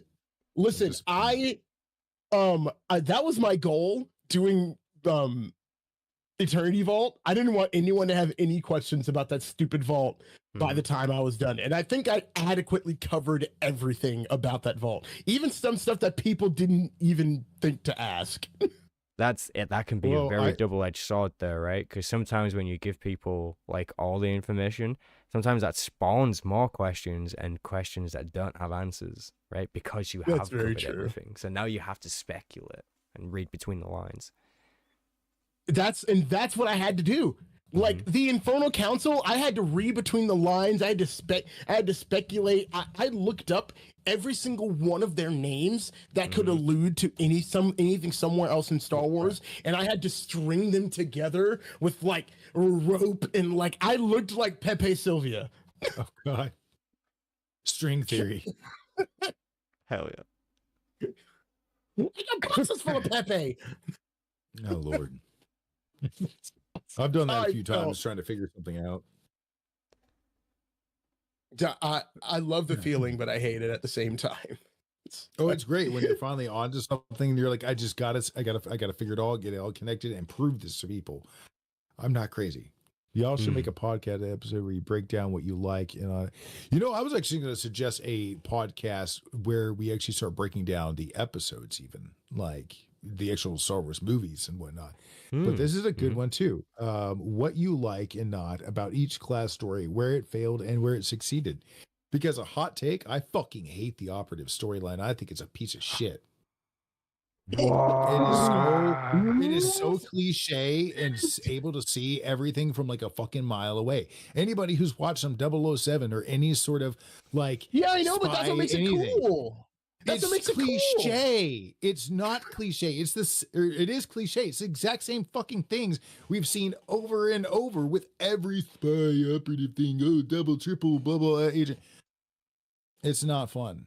It's not fun. It's not a mind game. It's irritating. And the way that for like the first 7 or 8 years you had to fucking message them and have them bump you through different cutscenes and whatnot. Because when you go on your ship and try to watch the cutscene, guess what?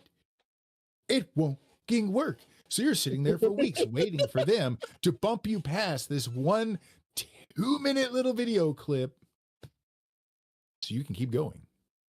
Next thing you're gonna say is the consular storyline is the best. Consular story first chapter is highly underrated. The rest, I honestly just played it here a while back, and I cannot, for the life of me, even after all these years, remember what the hell chapter 2 and 3 are about. I don't know. I don't remember because it doesn't get good until chapter 3 because the chapter 3 gets good when the war gets started again. That's that's it. Like that is chapter 3, back. Yeah. We start diving back towards the Emperor and everything like that slowly. And it's like, okay, cool. So ironically, I think Consular is weirdly the more fitting of what should be versing the Emperor than the Knight. We'll save this for an episode, but you're all wrong. They're all wrong. The Inquisitor is the best storyline because it's personal. Like the Inquisitor storyline, it's not like it's not about big galactic things. You're like, that guy that guy. Yeah, the Inquisitor storyline Kel. has a huge meaning to it, actually, because by the time you finish it, you haven't just finished your story. You know, you haven't just become Darth Nox, Darth Oculus, or Darth Imperius, right? You have avenged your legacy, broken free from slavery, and lifted the curse from Alec. Tulak Lord, Horde. the cat. Yeah. Oh yeah. Essentially. Yeah. The lift of the curse from Tulak Horde. Yeah. Yeah. Like, Yeah. So I love the Inquisitor storyline so much. Mhm. It feel like it you know what it is? It feels like New Vegas. It feels like it feels like you were shot in the head, left on the edge of a desert town, and your whole goal is to find the guy that tried to kill you. And that's kind of what the Inquisitor storyline feels like. It's a revenge quest, and I you know what, I do take that back. Consular and Inquis both feel like they belong facing the Emperor, and they are definitely Sork. Oh god, I love that story. I love playing them. I only wish to this day they were just, and everyone to hate me for this, just a little bit more with the lightsaber, like actually do something instead of just fucking holding it. I don't know. I just no. That's a vibe. That's an absolute vibe. Fair comment. Yeah. At least spin it around, do some cool stuff, like as you like hurl attacks at him or something with it, you know, do like I don't know. The Sith Warrior is a good storyline. Like there's no arguing with it. But just personally, for me, the Inquisitor still just beats it. Still just beats it. I still main Jugs. Those are my favorite. Yeah. But, you know. Yep. But here's what I will tell you. Even though I love the Sith Inquisitor storyline most, the Sith Warrior probably has the better ending. You know, the more satisfying ending to it. I'll give you that. I've never beaten the Warrior storyline. You haven't what? You haven't what? You haven't beaten the Warrior storyline? I've never beaten the Warriors. I've never beaten the Warrior storyline. I actually have started a Warrior and just never finished it. I'm not really sure. My first level 11 token, my level up token was used on my Warrior. I'm being real. I don't feel that you're qualified to be in this discussion.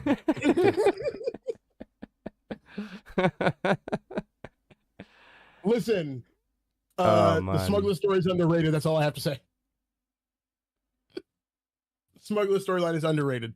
Yeah, the Smuggler storyline is it's better than the Trooper storyline. Someone made. Oh boy, I have a specific viewer who would absolutely hate you for saying that. Listen, like the Trooper storyline makes up for it because it has General Garza's absolute booty in it. So I knew you was gonna say that. It's like her particular ass model is a unique model that isn't seen anywhere else in the game because everybody comments. It's body type 4. It's body type 4. Yeah. Well, even still. Here's the question. Should Smuggler play style, which one do you prefer? And think about how much they get laid and all that and the different ways and interactions. What is better, male or female? Female. I think female too. Yeah. Yeah. Female, I like it. Like okay. So anyone who romances Corso Riggs, wow, you really just like the fact that he's farm boy, knows nothing. You've got that mommy fantasy going on, and I respect it. You took the first thing that swung something at you. Exactly. But also, all of you agent players who romance Vector, y'all are freaks. Yeah, that is kind of weird. All you people who romance Vector, y'all are freaks. That is the epitome of the girl that goes, I can fix him. Yeah, that and like, oh God. Like every time you F him, you're effing the whole hive. Like, yeah. Like, I'm yet to do an explained video on Vector Hillis, and it's going to be kind of creepy. Wait, Mystic Troll, another General Gaza enjoyer, birdcage, my man. Shut up. So you have to find the most out of context clips for him when you do that video. Like that's how it needs to begin. Just like the most out of context clips strung together. Just like, what? Well, he doesn't like my Imperial Agent. I know that. Yeah. I know that. He doesn't like you if you're dark side aligned. Even the Killiks on the planet Alderaan are absolute wankers. Like you would think that you'd all get along, but no, like they stand on some moral high ground. Like they are allowed blood and carnage because it's part of their culture or whatever. But if we do it, oh, how dare we? That's what I find amazing. It's like the whole Sith thing right there. In defense of the Killiks have been around in the galaxy for a lot longer than humans have. So, I mean, the Sith have the same mindset. They're all about violence and killing until the Jedi and the Republic nearly wiped you out because let's not forget you basically were space Hitlers, and then you go on like multi-generational revenge crusade. Have you forgotten what you did? You're not wrong. You are absolutely not wrong. But the Sith will spin anything in their advantage, though.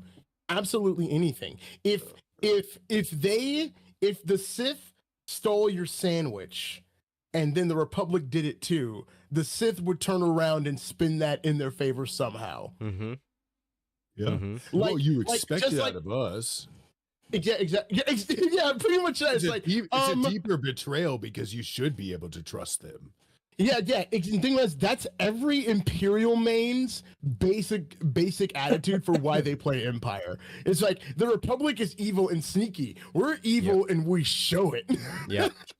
At least you know the deal up front, right? Yeah, exactly. It's like you're not like expecting. It's like, oh, you got betrayed by a Sith. Well, yeah, of course. It's a Tuesday. Yeah. It's a date. It's a day that ends in Y.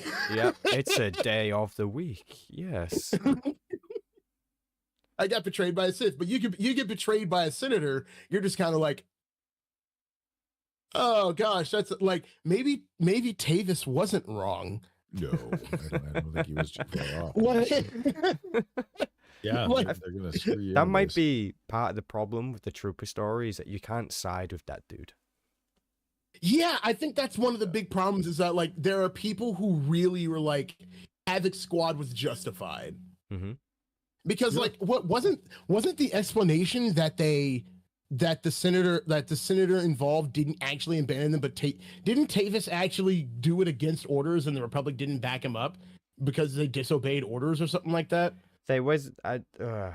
I know that they didn't listen to a certain set of orders, and that basically pushed them into giving the weapons to the terrorists instead, because they came to the same conclusion that we were just talking about, right? At least the Empire is upfront about what they're doing, whereas the Republic, you go and do one objective, and then at the end of it, you find out that something else is happening. So it's like, cool, so you completely misled me.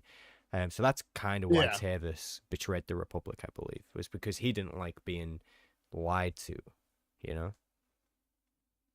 It's like, and you know what's funny? It's just like, I don't like being lied to, bro. You're literally going, I don't like to be lied to. I'm going to go join the liars faction. Yep. I don't like to be lied to, but I like to be abused every day of the week for the rest of my life. It's basically joining the Empire is like. It's like the people who complain about Subway sandwiches. Dude, you made the sandwich. You chose the Subway's ingredients. Trash. Mm-hmm. You chose the ingredients, my guy. Mm-hmm. How can it be wrong? Made you. Although they are wrong.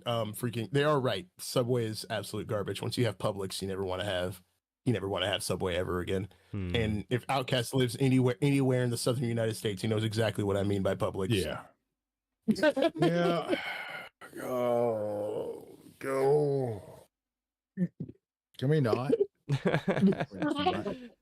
I love that store, dude. Yeah, but they've taken too much of my money over the years. Okay? You've taken too much of your money because they're good. Yeah. And that to put in perspective, Sam, there's this one store that only exists in like the southern United States. It's all the way from like Florida to like the one that's like the farthest north that goes up to where I live. But it's a store called Publix, and it is the most. How would I phrase it? How would you describe Publix, Outcast? Hmm. Oh. It's such a freaking great store. Okay. And it has an in-house bakery. It has an in-house deli that makes hot food, Mm. cold food, sushi, sandwiches, cold cuts. Sushi. The sushi's so good. And they get their meat from like this expensive like cold cut company called Boar's Head. And the most expensive thing in the deli case is, I kid you not, $14 a pound. Hmm. And it's like roast beef. And it's like the best roast beef you've probably ever had on a sandwich. Hmm. Oh, That sounds now good. I'm hungry again. Why did you have bring to me do some, this please. to me? Jeez. Bro, you come to the States, you come to Florida. Like, if they do if they ever do Star Wars Celebration in like Florida, Southern United States, we'll go to Star Wars Celebration and I will get you a public sub and bring it to the convention for you, Sam. Yeah, afterwards, late night when we're stumbling around after Hell yeah. probably a Hell bar yeah. stop after the con, we'll hit up a Publix, hit their grease bar, and you'll discover like the joy. Okay. Okay. Their Okay. popcorn, dude, their popcorn chicken and Gouda mac and cheese. Oh, Ooh. God, their mac and cheese. Oh, it's the good Oh, stuff. their mac and cheese Creamy, is so good. just Sounds My good. bro just made this sound.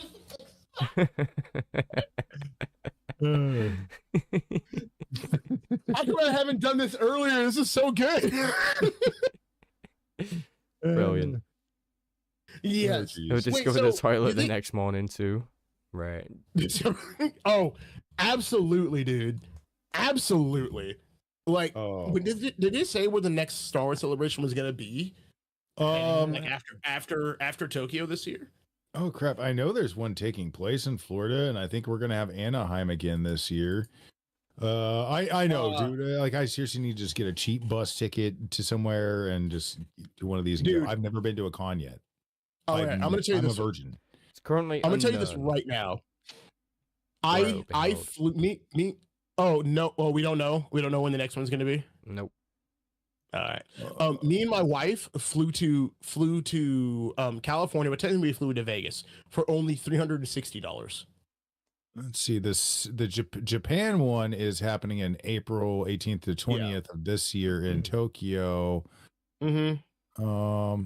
Yeah, but you have the other conventions as well, the other cons and stuff. We should pick a con and we should do a panel. We should do our own SWTOR panel. I've always wanted to do that. SWTOR 100%, community panel. We need to like document it with like tons of B footage and like put that up afterwards. It's like straight up like Star Wars Theories has been doing over on his thing where he's just like all emotional and whatnot. We need to do it. Dude, I saw some of the footage of like the panel he was at, like with like the Critical Drinker and like Geeks and Gamers and Ryan Kennel. It was a good panel. I liked that panel. Do you know those pins that Jackie gives away at Star Wars Celebration? Mm-hmm.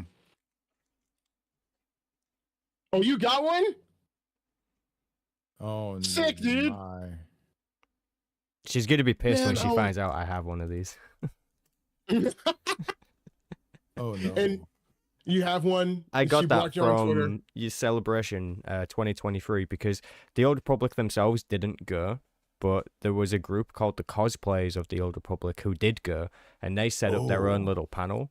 So the devs sent them a bunch of stuff so that they could promote the game or whatever with a table and some merch or whatever that was out. And I strolled up to them, told them who I was, and I think once I told them who I was, they were slightly uncomfortable, so I just wrapped it up and fucked off. But before I left, they was actually cool enough to give me the pin, and I was like, oh, cool. So I took a picture with them and posted that to X. But yeah, I don't think they were fans of the videos. You just which is pissed them funny. off from day one, didn't you?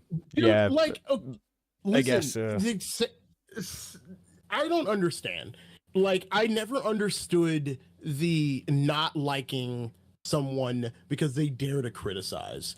It never sits well with me when people are like that, because like, I'm sorry, I know too much about the Soviet Union to be comfortable with it. That's just like how they were. Yeah. It's the entire. You know, it's kind of sad when you look forward to going to a con, but then at the same time, you like, okay, let me put it this way. If I go to a con and I see Mark Hamill sitting over there with his little thing and he's wanting, to sign autograph for $700-800, first off, fuck you, dude. Come on. Fuck you. Like, just, but it's too much money. Like, first off, too much money. But secondly, I don't know if I can avoid the boil over point where I just want to like walk up and be like, dude, you are a fucking sellout. And you should feel bad. And you know what? I'd hit him where it hurts. Yeah, you weren't good enough for Carrie.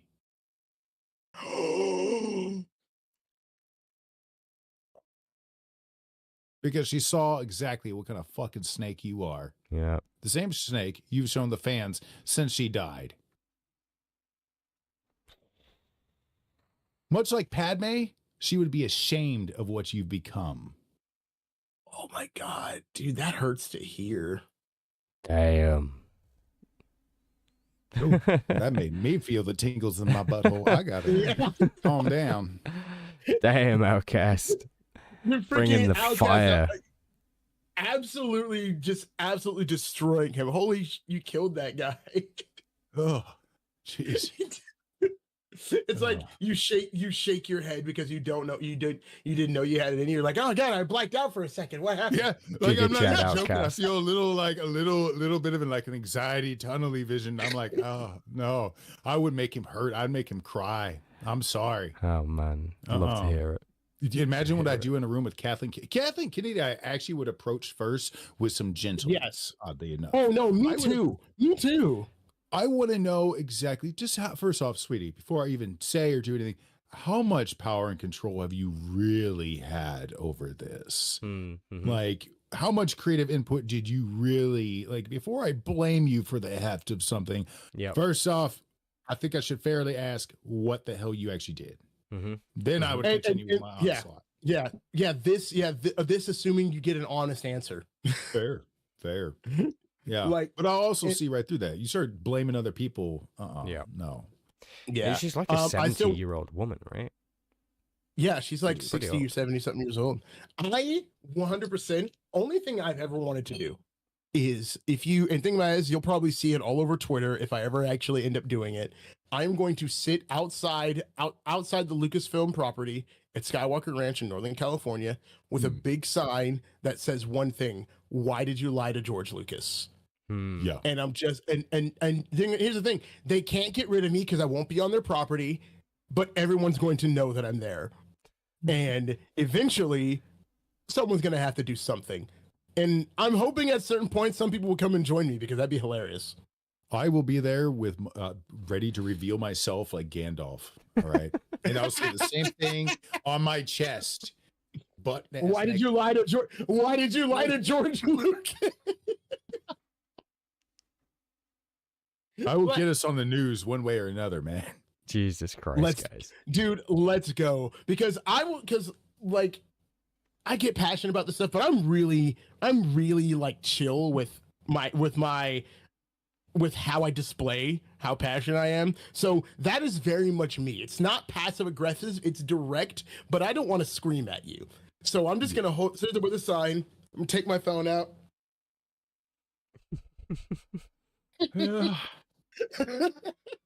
It's like my sign says it all. Answer the question or don't. I think if I go to a con and I know somebody like Mark Hamill's going to be there, just before we go, don't let me forget. I want to get that printed on a t-shirt and then just stand there staring at him. Why did you lie to George Lucas? No. What I said about what Carrie's thought. Yeah.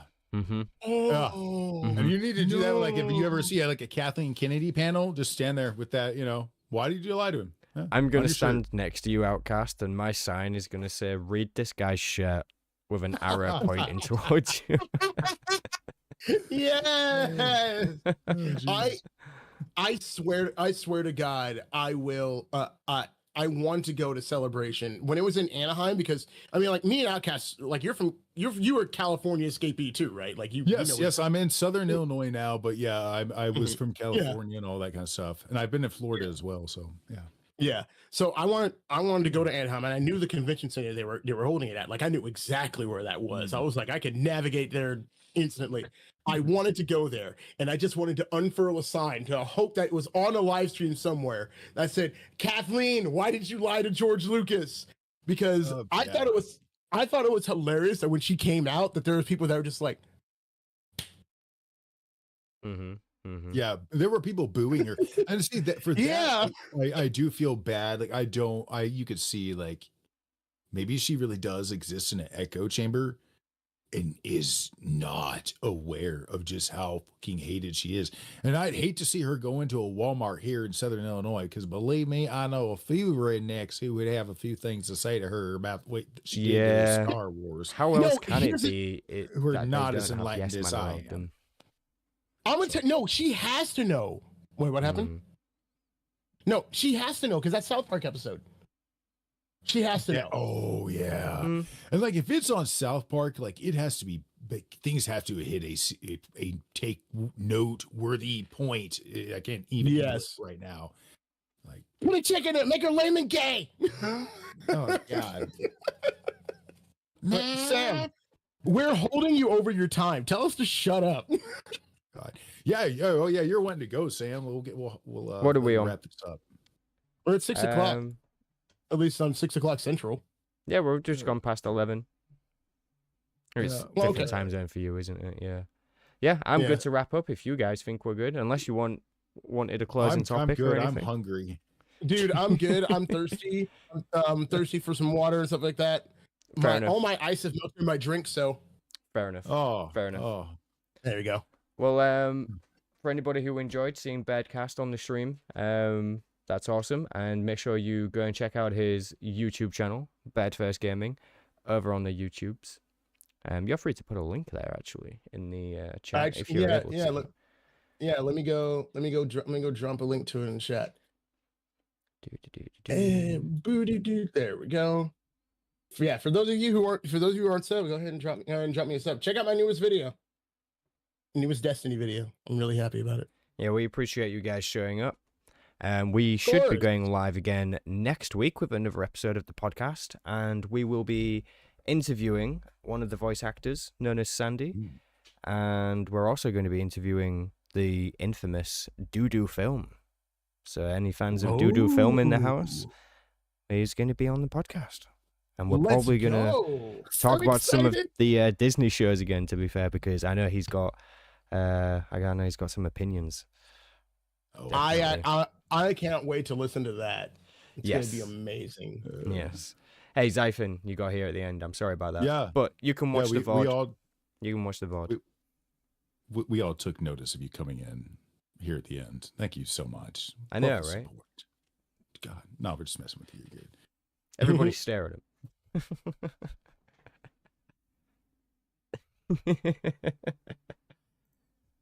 Hey, Bedfirst, we appreciate you being here, man. Thank you for joining us. Of course, man. No problem. I enjoyed it.